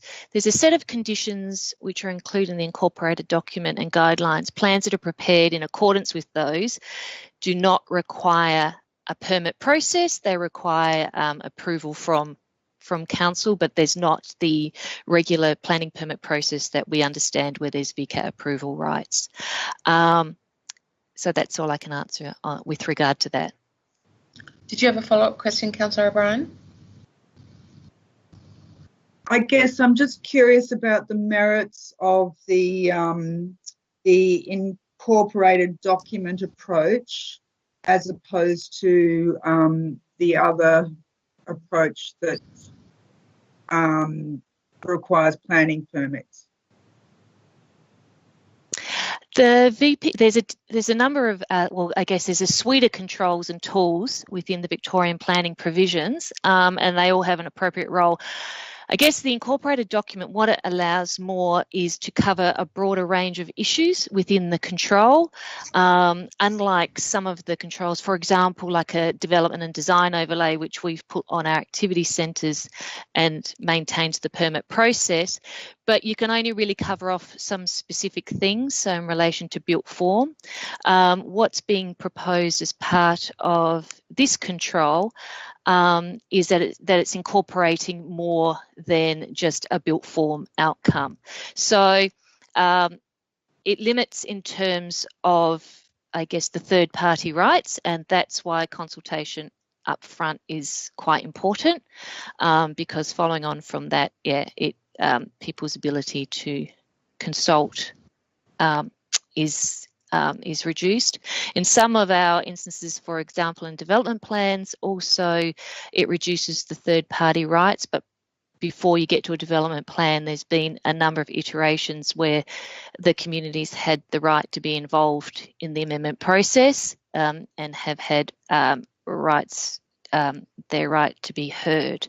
So this is slightly different. There could be incorporated potentially within an incorporated document requirement for some level of consultation, while the responsible authority considers approval of the plans being submitted, or alternatively, like put forward in our report, there should be broader consultation in making the decision. Thank you. Okay. Sorry, CEO, did you want to make a contribution? CEO? Sorry, Mayor, no. Oh, okay. Just looking at hands up. Councillor Pristacchi? Yes, I have a question, and I think it's probably appropriate to put that to the representatives of the Carlton Football Club regarding the statement about the inroads into public land, and get a response on that, because the letter that was sent out said, or it might have been the attachments to the 12th of March letter, said that the proposal was within the existing footprint. So I think that would be helpful to clarify, and maybe Ms van der Hoeven is able to clarify that, if not the Carlton Football Club. Why don't we start off with Ms van der Hoeven and then we'll move on to the foot club. Sorry, I think that would be a question better directed to the proponents in terms of the lease arrangements and the ownership of the...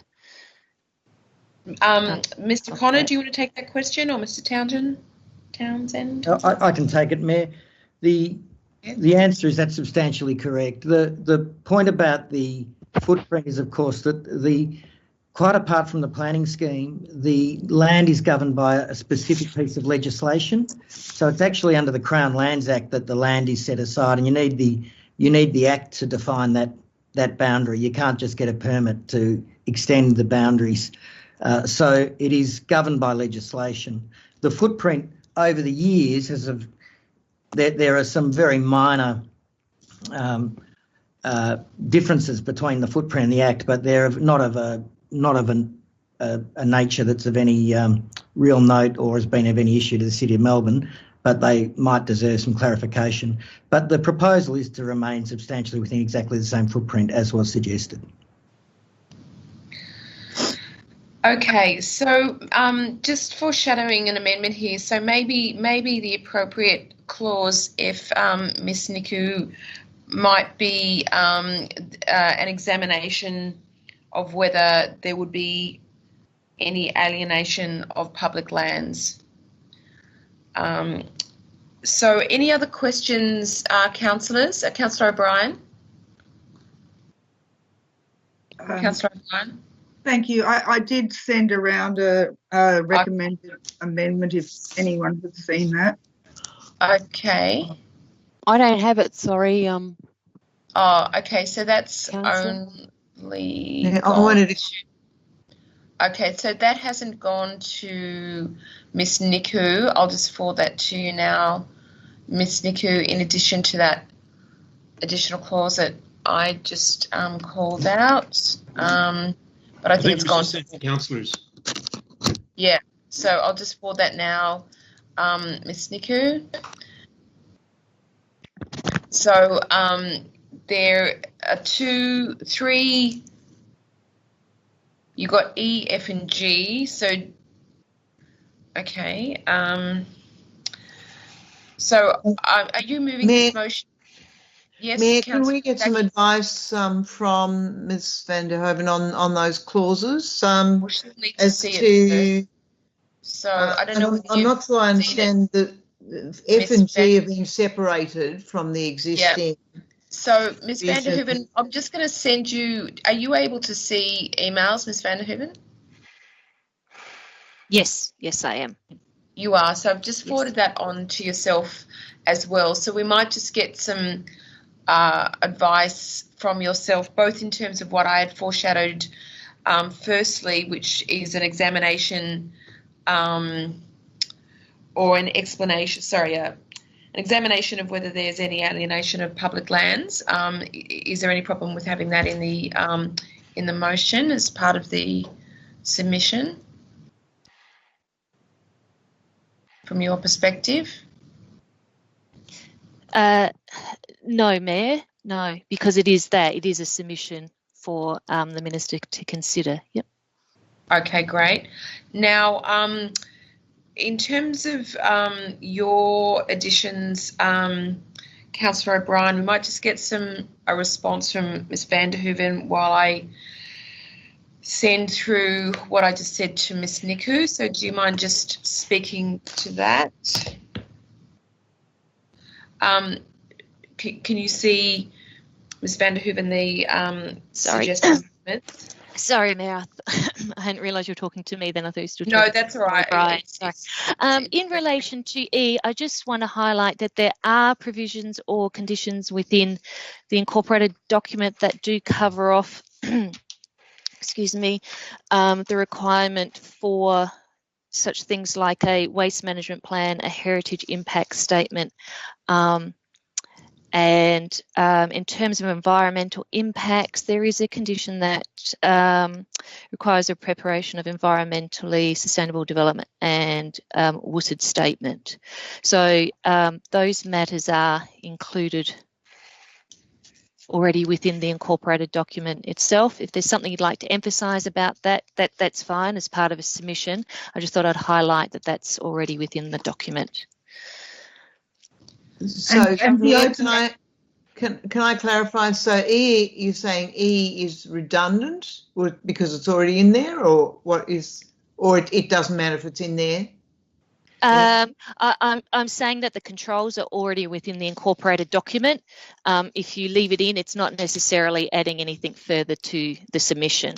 However, I guess we're trying to work out if there's anything that's problematic from your perspective, Ms. van der Hoeven, with what's being proposed. If it's duplicative or unnecessary, that's fine, but is it problematic? In relation to E, it's not problematic. F? Right. F, in the need for broader consultation, it's not problematic. G? What is G? Give further consideration regarding... I'm not sure what G is. Yeah, is that saying that sorry. Councillor O'Brien, what's your intention with that? Councillor O'Brien? Councillor O'Brien? Am I on? What about... Yes, you are now. now. Am I on now? You are now. Okay, sorry, real troubles with the internet tonight. That's right. The point of that is for the community to be able to have some input into and have more further information regarding the incorporated document approach that the previous parts of the motion refer to. So it's just about providing the community with some further information and input into that decision-making process.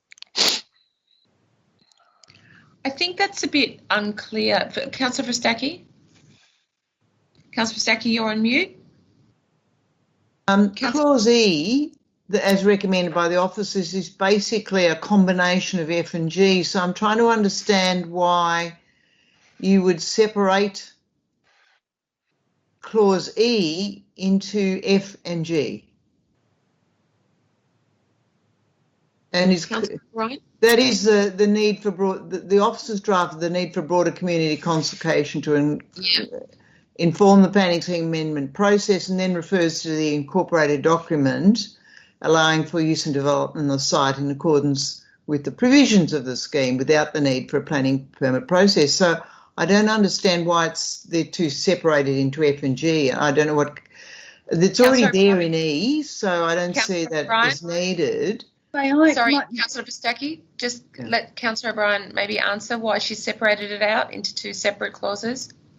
Maybe we should seek some officer advice on this. I guess part of the issue was about appeal rights and the process of the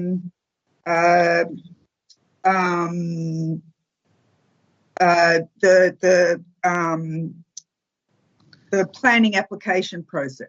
I'm sorry, I think we've already heard that there's no third-party appeal rights in this process. But my understanding is that there is a possibility that there can be, so I'm seeking advice from officers, or maybe Councillor Stone has something. Councillor Stone, do you have an answer to the question, or do you have another question? Councillor Stone? I was just going to suggest to Councillor O'Brien that it needs to be information to the community about the process. You can't have information or input, because the purpose of an incorporated plan overlay, an incorporated plan it's a mechanism that doesn't allow for input. That's the definition of it. So if you're seeking to give the community more information about how it works, that's valid and fair. But to seek to give the community input into it, it's a mechanism that doesn't allow input beyond forming the amendment in the first place, which is what we're doing right now, having that input. So that makes sense. Yeah, sorry. Okay, so I'm going to move this motion and happy to entertain amendments. Councillor Verstacke? Councillor Verstacke?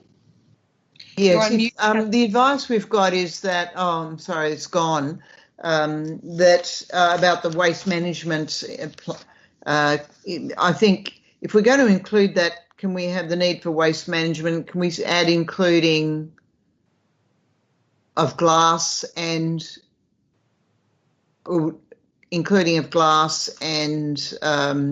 organics? Okay. And get advice from that. Is that an issue, Ms. van der Hoeven? No. No. Okay. Okay, so after environmental impacts, Ms. Niku, including glass and organics.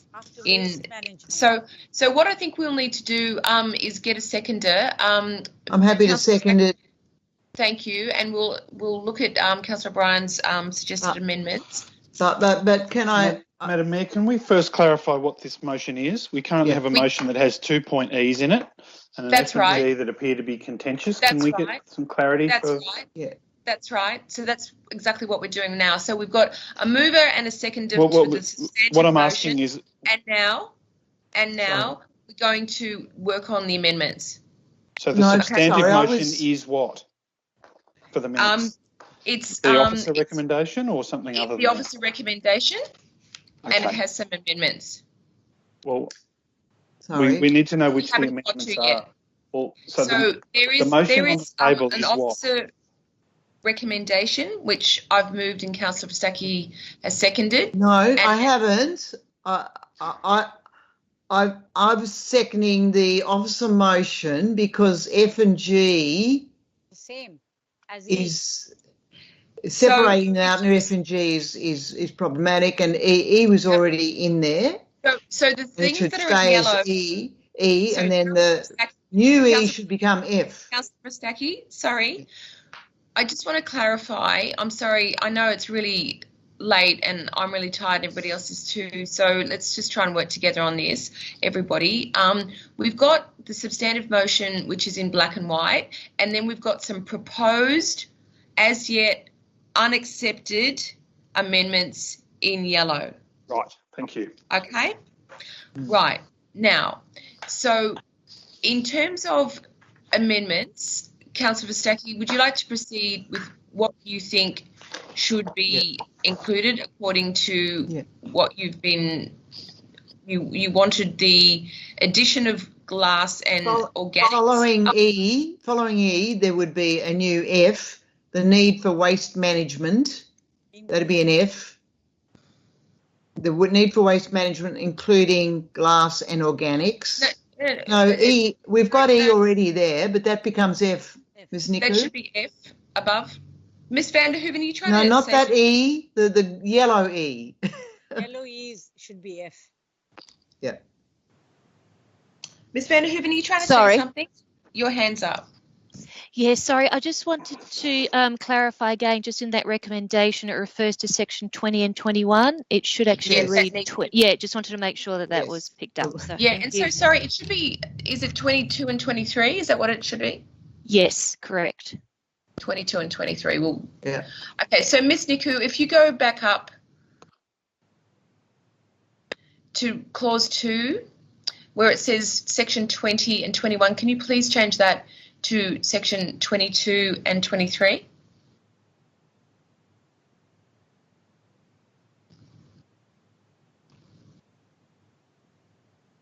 Okay. Now, let's go back down to F. To F. The new F. So we just need to add after environmental impacts, including glass and organics. Sorry, Mayor, I think after waste management. After waste. Okay, sure. Yeah.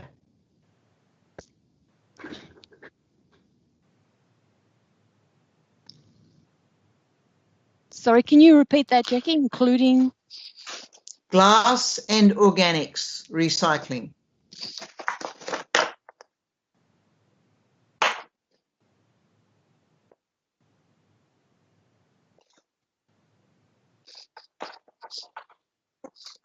And then there's a new G, which would be the yellow bit under what's on the screen that Councillor Coleman suggested.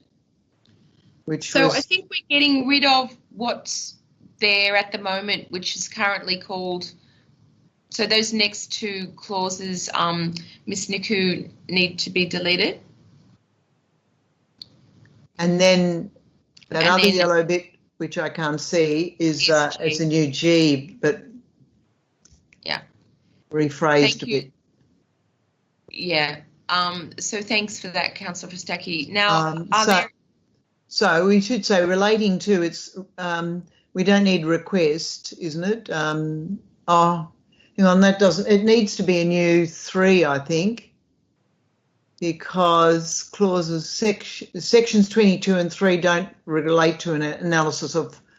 Yes, so the council. Request an analysis. Whether this proposal would alienate, it would, and could we say and alienate any additional public land? Yeah. Because it already does alienate what's in the under the Crown Land Act provisions. Okay. Any additional public lands?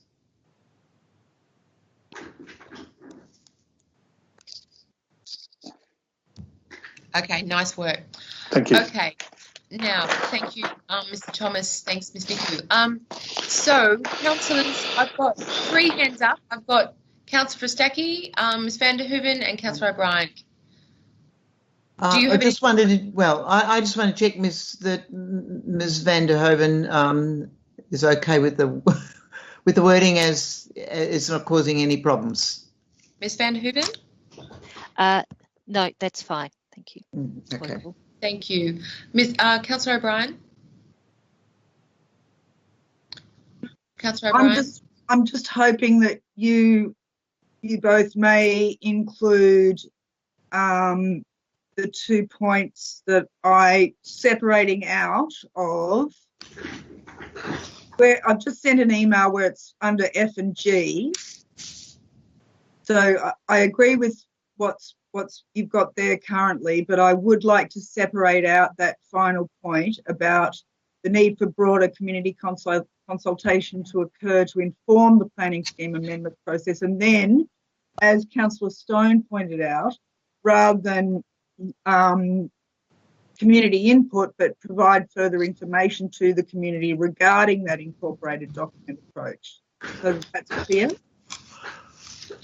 I'm happy to accept an amendment around further information being provided, but I don't think the rest of it actually is helpful. So if Mayor, there might be some additional words in E because there's no. I mean, it's already there in E.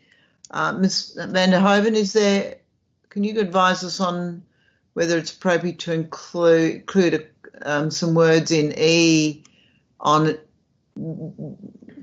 given there's already consultation having regard to the incorporated document approach or information on the incorporated document approach. Is there some wording that you could advise us on including that in E as it's drafted? Madam Mayor, it's Phillips. It could be in E, picking up Councillor Fistacchi's point, it possibly could say the need for broader community consultation and information. That might be a simple way of doing it. Yeah. Yeah. Okay. So to occur and the provision of further information. So Ms. Niku, after to occur and the provision of further information.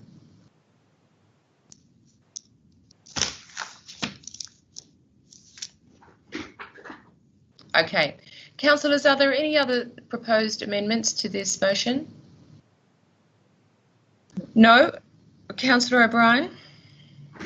Sorry, I just want to ask, does that capture the intent of what I was trying to get across, which was that broader community consultation that clearly hasn't adequately happened, inform the planning scheme amendment process, and that also, you know, that there's, I mean, as I understand about but I just want, does that capture the intent that it will inform the planning scheme amendment process? Yes. Okay, thank you.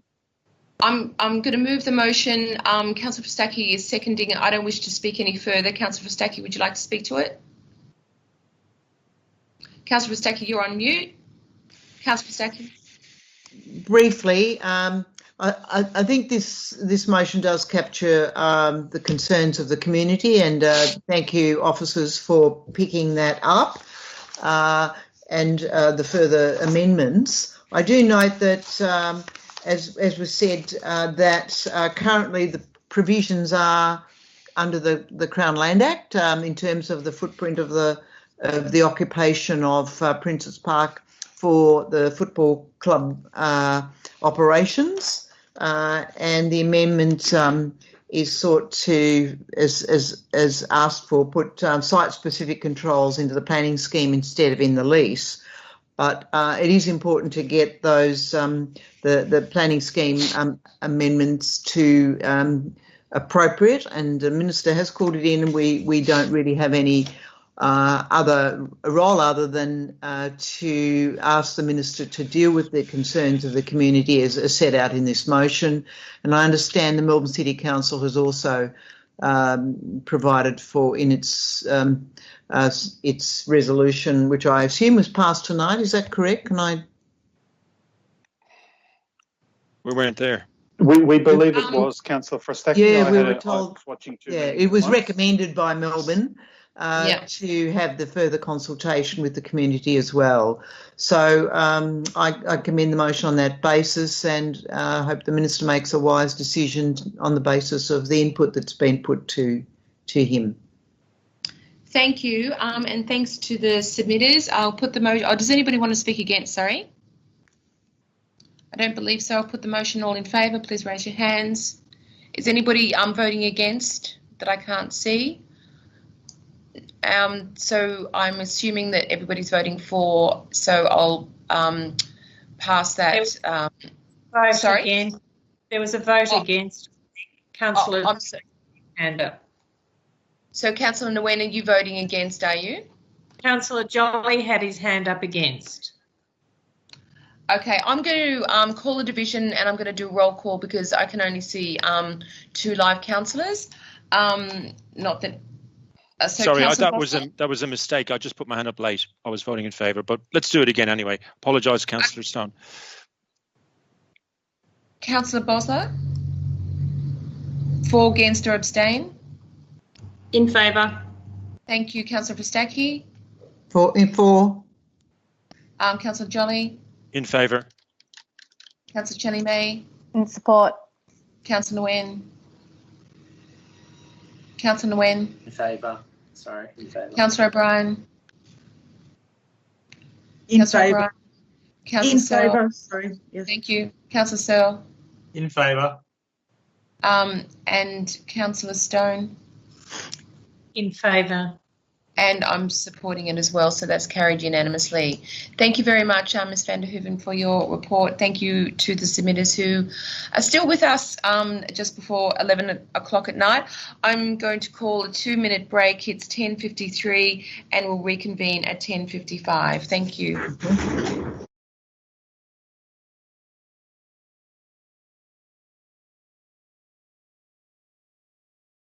Welcome back, anybody who's, thank you very much. Welcome back to everybody tonight, and to those submitters who are still waiting to submit. Because we do have some other items of council business, but in deference to those submitters who are waiting to speak to any of the notices of motion, we're just going to move to 12.1, 2 and 3. And so the first, and we'll just go to 12.3, which is the notice of motion around the Richmond State Car Park safety, which was submitted by Councillor Searle, I believe. Councillor Searle, would you like to Madam Mayor, speak? Yes? You have to extend the time. It's 11 o'clock. Could I seek a mover to extend the time to that way 11:30, and a seconder? Councillor Frostacchi, thank you. So, Councillor Searle, do you have a seconder for your notice of motion? Would you like I don't have a seconder, but I'm sure there will be one if you ask for one. All right, Councillor Jolly, thank you. Would you like to speak to the motion, Councillor Searle? Was there a submitter for the motion? There is. Would you like to hear the submitter before moving your motion? Normally we would, wouldn't we? I Yes. don't know. I think I've completely lost track of meeting process at this point in time, but you're probably right. There's a lot of background noise, which I'm just struggling with at the moment. So if people could put themselves on mute, that would be appreciated. Thank you. Mr. Soffer, are you still on the line with us? I am. Thank you, Mayor. Oh, I'm so sorry you've had to wait for so long tonight. You have 3 minutes. Please go ahead. Thank you, and thank you for the opportunity. Firstly, I just want to say thank you to Councillor Searle for acknowledging some of the many safety concerns that we have in this part of North Richmond.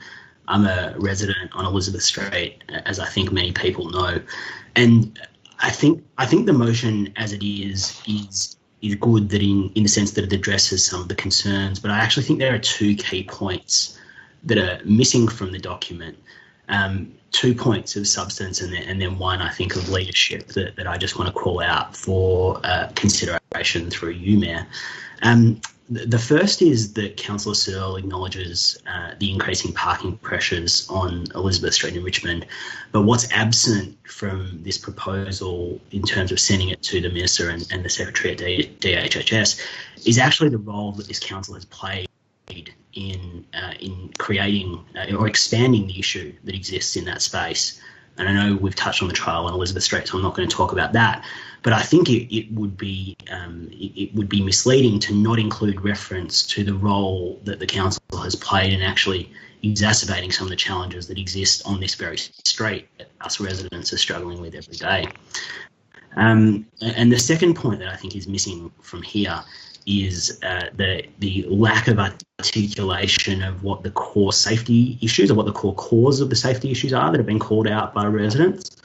And it would be, again, I think, lacking to not reference the 10,000 visitors a month approximately that come to the safe injecting room that actually are in many ways a large part of the concern and safety causes that have come out.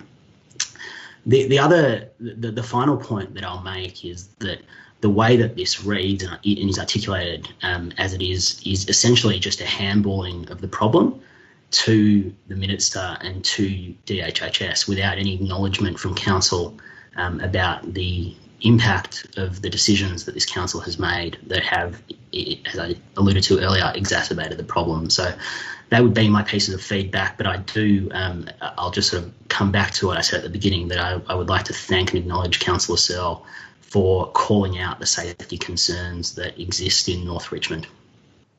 Thanks for your submission, Mr. Soffer. So, Councillor Searle, would you like to speak to your notice of motion? Thanks, Mayor, I would. I'm raising an issue which has been raised with Council many times, and Council in turn has raised the issue with the state government many times. It came up most recently at a community meeting which ward councillors attended last week, where representations were made by and on behalf of Richmond Estate residents that they didn't feel safe using the car park at the estate and that they preferred to use the limited on-street parking on Elizabeth Street instead. And it acknowledges, as the submitter pointed out, that there is increasing pressure on street parking, which is something which is happening all across Yarra and all across Richmond, all across Melbourne.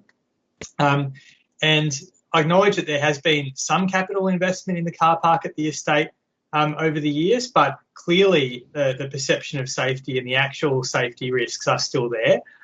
There has been, contrary to what I think the submitter implied in the submission, since the medically supervised injecting room opened, there's actually been a reduction in overdoses in the car park. It was used for a very long time before the injecting room opened as a site for injecting, and of course it still is. But the evidence that we've got from the report from the review into the EMSA has shown that the overdoses have actually reduced.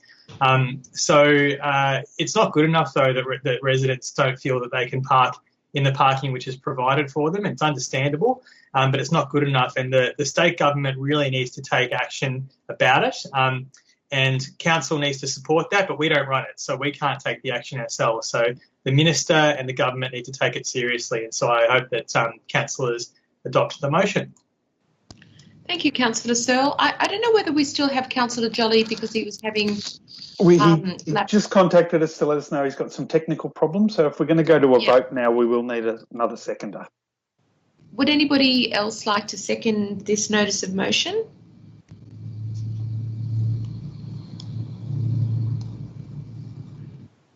I don't currently have a seconder. Two councillors put their hand up. Are they putting them up in the just physically? I think Councillor Chen Yi-mei was first, and I don't know. Okay. Everyone's had. They both put and Councillor Stone put her hand up as well. Councillor Chen Yi-mei, as ward councillor, would you like to second the motion? I can actually do better than that. Councillor Jolly is back with us, so he can remain.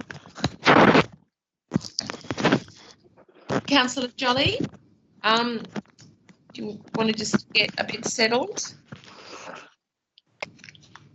When you're ready, Councillor Jolly. So we've heard from the submitter. Councillor Searle has spoken to the motion, and now it's over to you.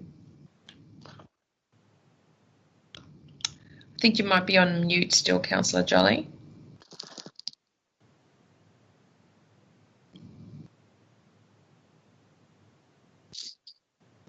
Councillor Jolly? You're on mute, sorry. It appears he can't hear us.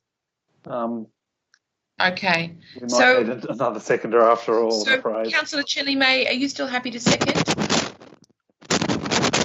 Yeah. Chen Yi-mei? Yeah, I'm happy to Would you like to speak to the motion? Nothing more to add to what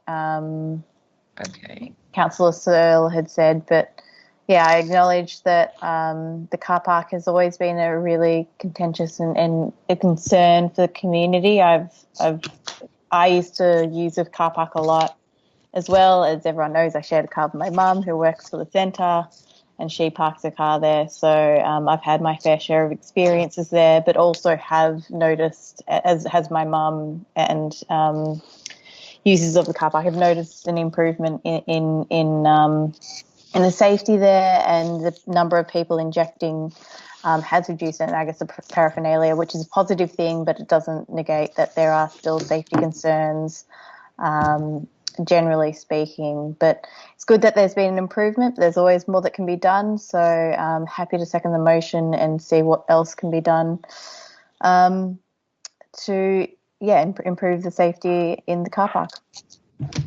Thank you. Councillors, just to let you know for the rest of the night, I can only see like the virtual hands up and the chat. I can't physically see you, so if you're putting your hands up in a physical sense, that's why I'm missing you.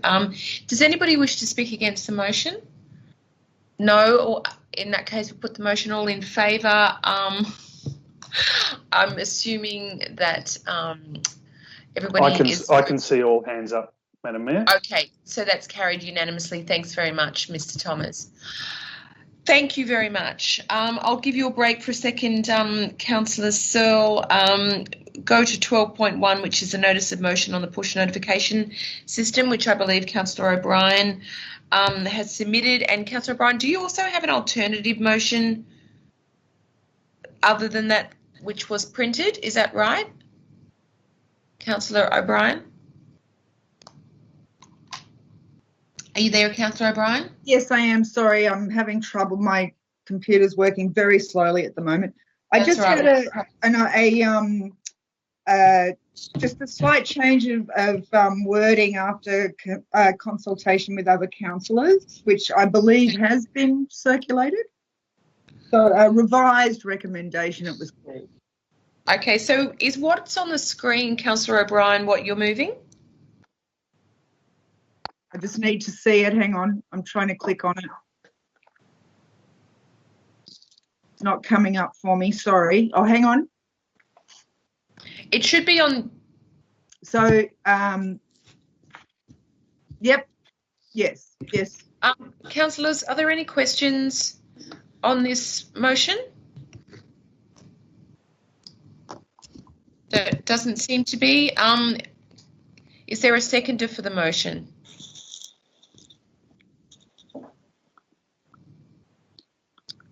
Happy to second it, Mayor, if you can't see my hand. Councillor Frostacchi, thank you. Go ahead, Councillor O'Brien. Would you like to speak to the motion? You've got a maximum of 3 minutes.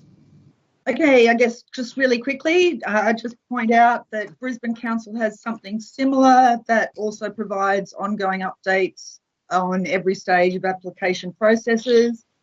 The Planning Alerts website mentioned provides email alerts, which is what this motion is seeking,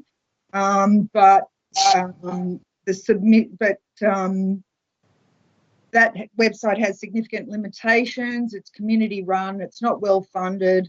It uses an automated scraping method, which only picks up development applications and that from planning authorities that go through SPEAR. Not all applications do go through SPEAR.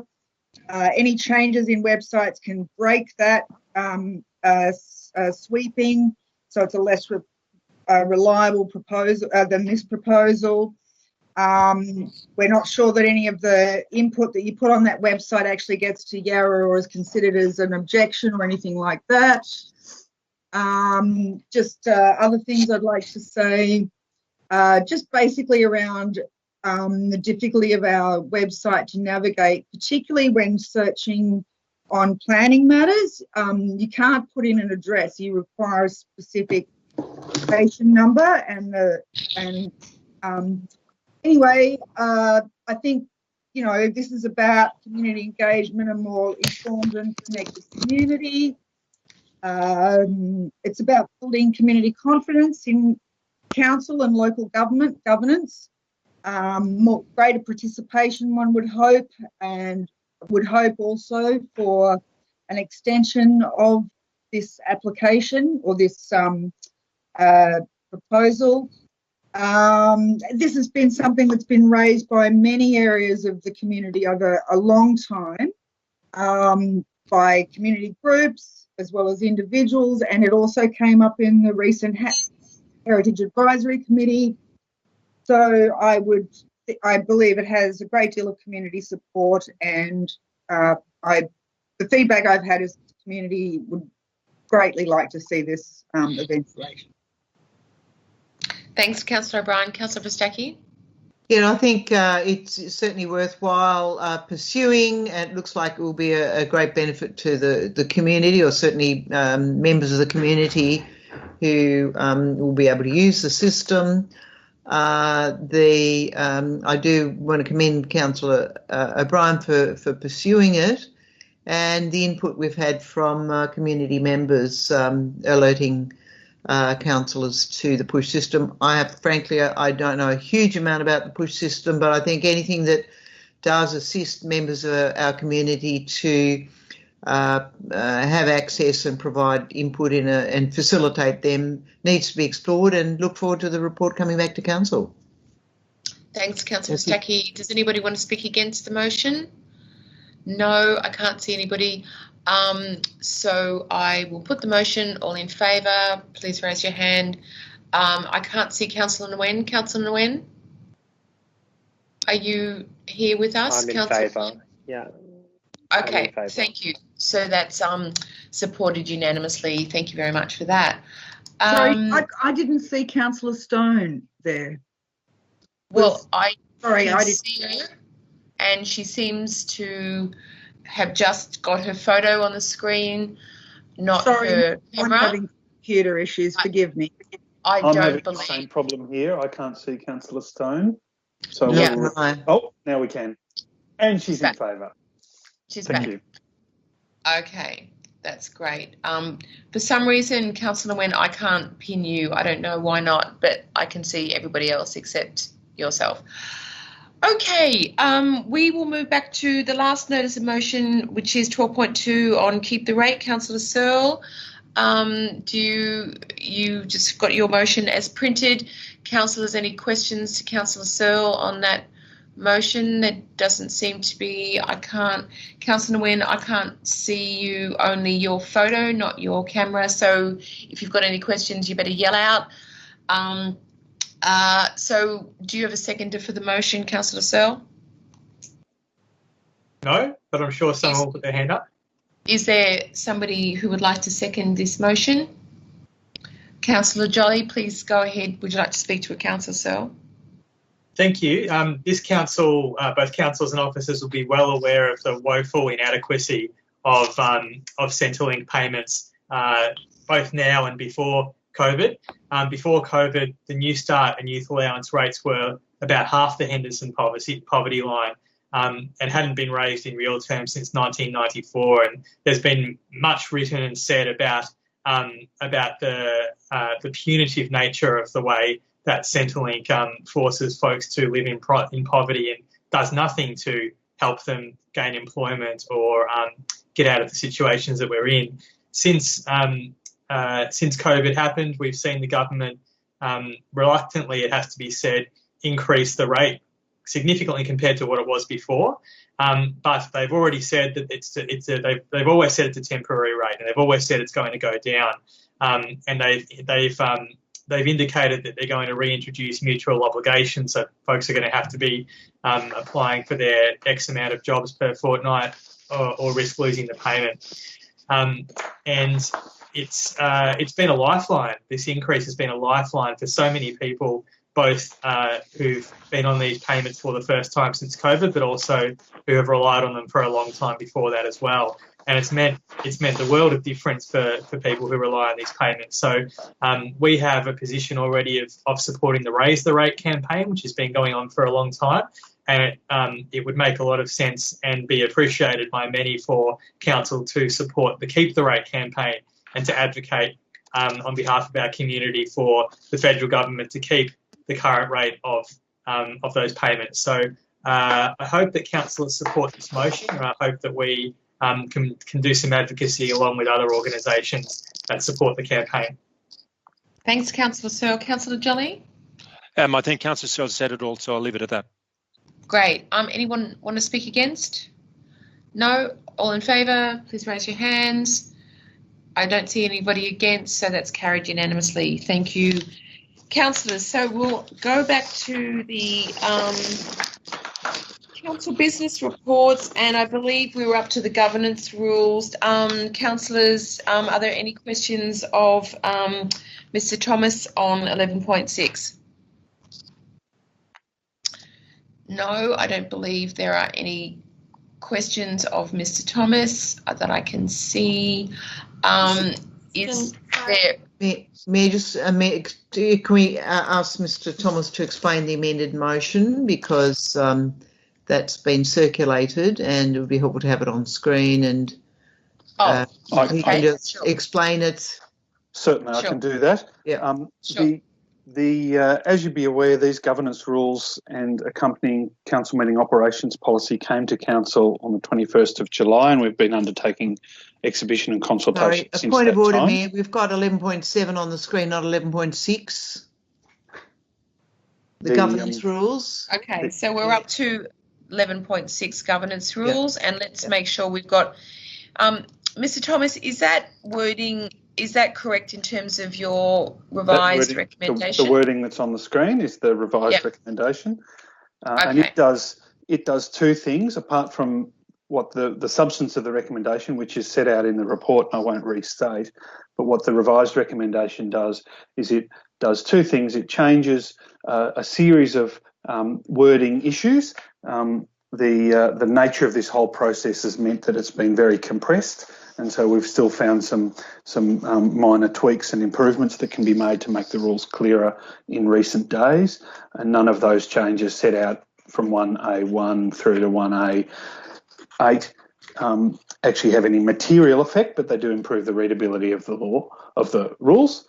And then probably the more material change that I've recommended is that the council meetings operations policy, which was to have been adopted tonight, with the only change being to update it for the new legislation.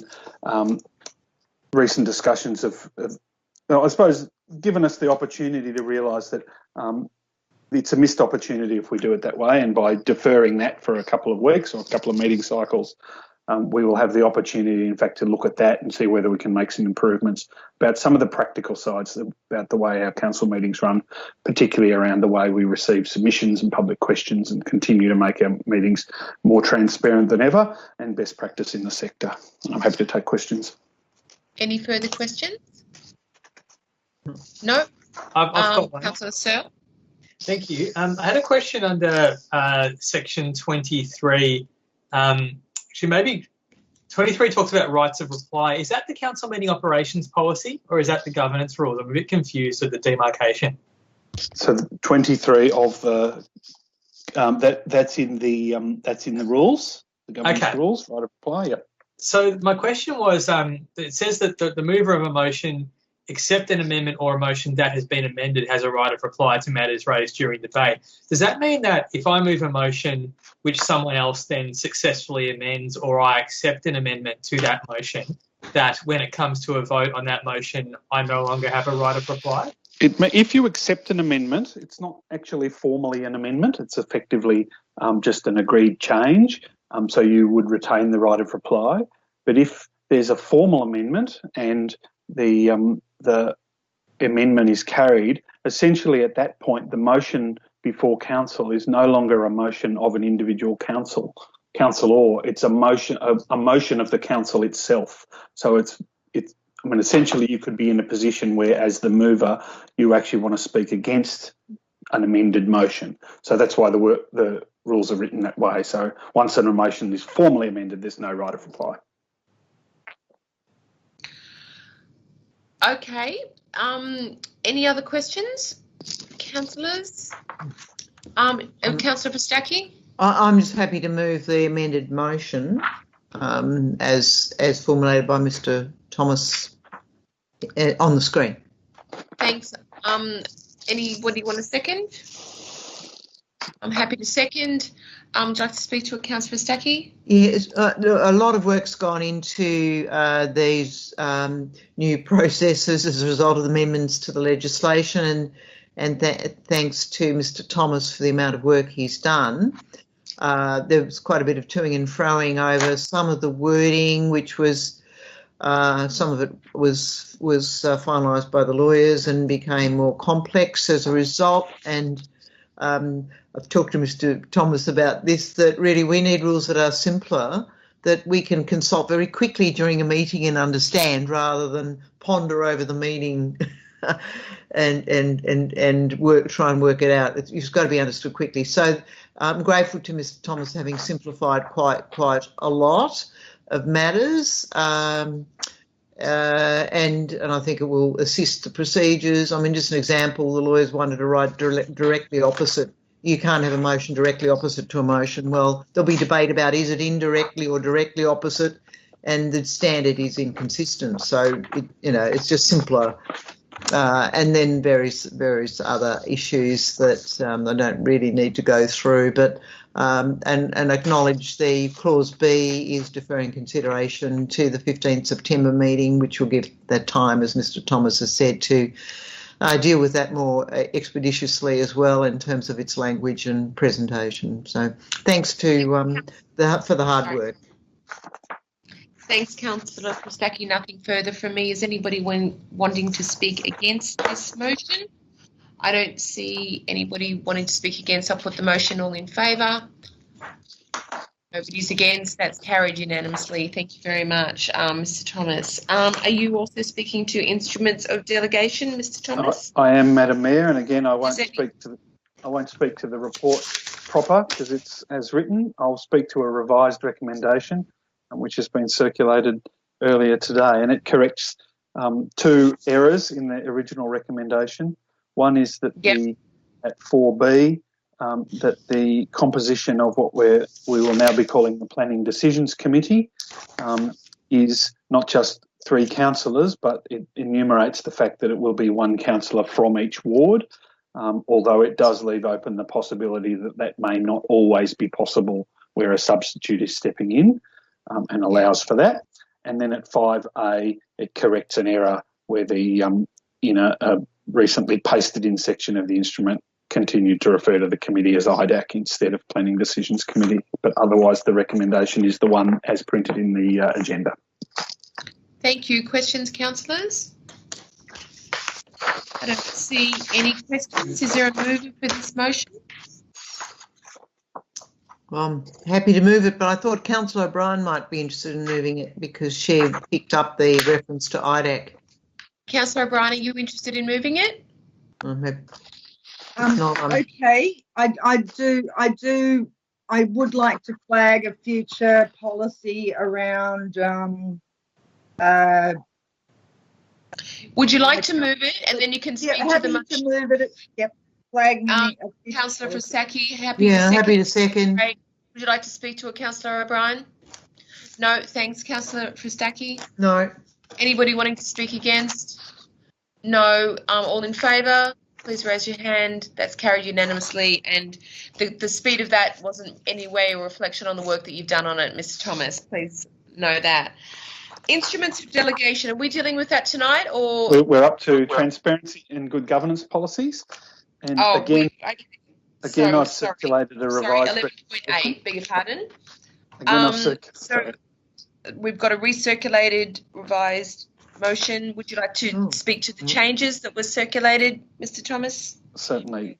This report is to seek to adopt 3 policies, one of which is the councillor support policy.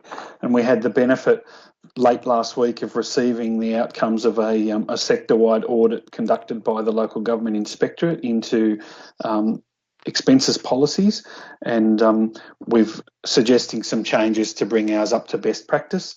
One is to have very specific requirements around vehicle mileage claims for councillors and how we will manage that, and the other is some wording issues to make it clear that there are certain obligations before expenses can be met. And I'm happy to take questions. Any questions, councillors? Councillor Frasacchi? Just not that there's many claims on this, but there is technically scope to claim mileage on a bicycle, which is a vehicle. So how is it proposed to deal with that, given there's invariably no odometer? The policy doesn't make provision for that. The policy instead provides councillors with a council-issued bicycle. But if it were necessary for a councillor to start claiming mileage on a personally owned bicycle, we would need to amend the policy to that effect. My recollection is that we have an adopted policy which picks up the Becky bicycle, mileage, where staff and council. Sorry? Do you have a proposed amendment? Well, there was policy where staff and councillors could claim bicycle mileage, and it was the Becky policy that was adopted. Does this mean that this gets rid of all of those past ones? And well, I suppose I can only speak to the policy that you have before you, which makes no provision for bicycle mileage claims. I'm not aware of. Certainly, I'm the one responsible for making councillor claims, and there hasn't been one in the 6 years I've been here. No. Okay. Would somebody like probably to not likely. Somebody like to move the motion? Oh, sorry, Mayor, I had a supplementary. Oh, I'm so sorry. Well. Sorry. Mr. Thomas, can you just speak briefly to I know it's been raised in previous forums around, so childcare is included in the disclosure for councillor expenses? Yes, it is. Okay. Councillor Searle, do you have a question? I'm happy to move it with a couple of what I think are minor amendments. Fantastic. Well, maybe we'll get a seconder. Is there a seconder? Well, would you like they might want to know what my amendments are first. Yeah. Yeah, that's true. Go ahead. What are your amendments? I've circulated an email a short time ago. They're both amendments in the councillor support policy under 6.3 travel. The first one is in regards to the accommodation section to remove the words at a 4-star or above standard or equivalent from the type of accommodation. And the second one is under the heading meals and incidentals, remove the words other than with a meal, which that one has the effect of not allowing council to pay for alcohol for a councillor. And the first one, which I should have explained, has the effect of not requiring a particular standard of accommodation, but rather leaving it unsaid to the judgment of the councillors and presumably the councillor's office that's booking the accommodation. Is there a seconder for this amended motion? Yeah, Councillor happy to. Frasacchi? Might I just offer one comment on the effect of one of those changes? The reason why the other than with a meal is provided is because at most council professional development and conference type events, the alcohol is an inclusive element of a dinner charge. It's not actually possible, but I think as long as we understand that what we're saying here is that we're not paying for the bar tab, I think that's what Councillor Searle was saying, then I think that's probably okay, the wording as you've suggested, but I just wanted to flag that particular issue. Councillor Pristaki, are you seconding this happy to. motion? Would you like to speak to it, Councillor Searle? Thank you. It's great work to pull all of these together, and the changes that have been made from the previous policies, I think, make it a lot clearer. And I'm particularly happy with the public transparency policy. I think it's going to be fantastic to have all of those things in one place for people to see, and we can keep adding things to this as we see fit as well. And having the default position of things being available and having to find a reason for them not to be available, as opposed to having the default position of things not being available, is really good. And I think our community is going to appreciate that. We've talked about the council committee's policy before, and I think that's really good work as well. And as is the council support policy, the two small amendments I've put in are just, I don't think that we should necessarily be mandating that we have a particular standard of accommodation. We're nobody special, councillors. Maybe a 4-star accommodation is the most appropriate for a particular event or for a particular councillor, but there might be situations in which councillors are happy to stay at a quote-unquote lesser standard of accommodation.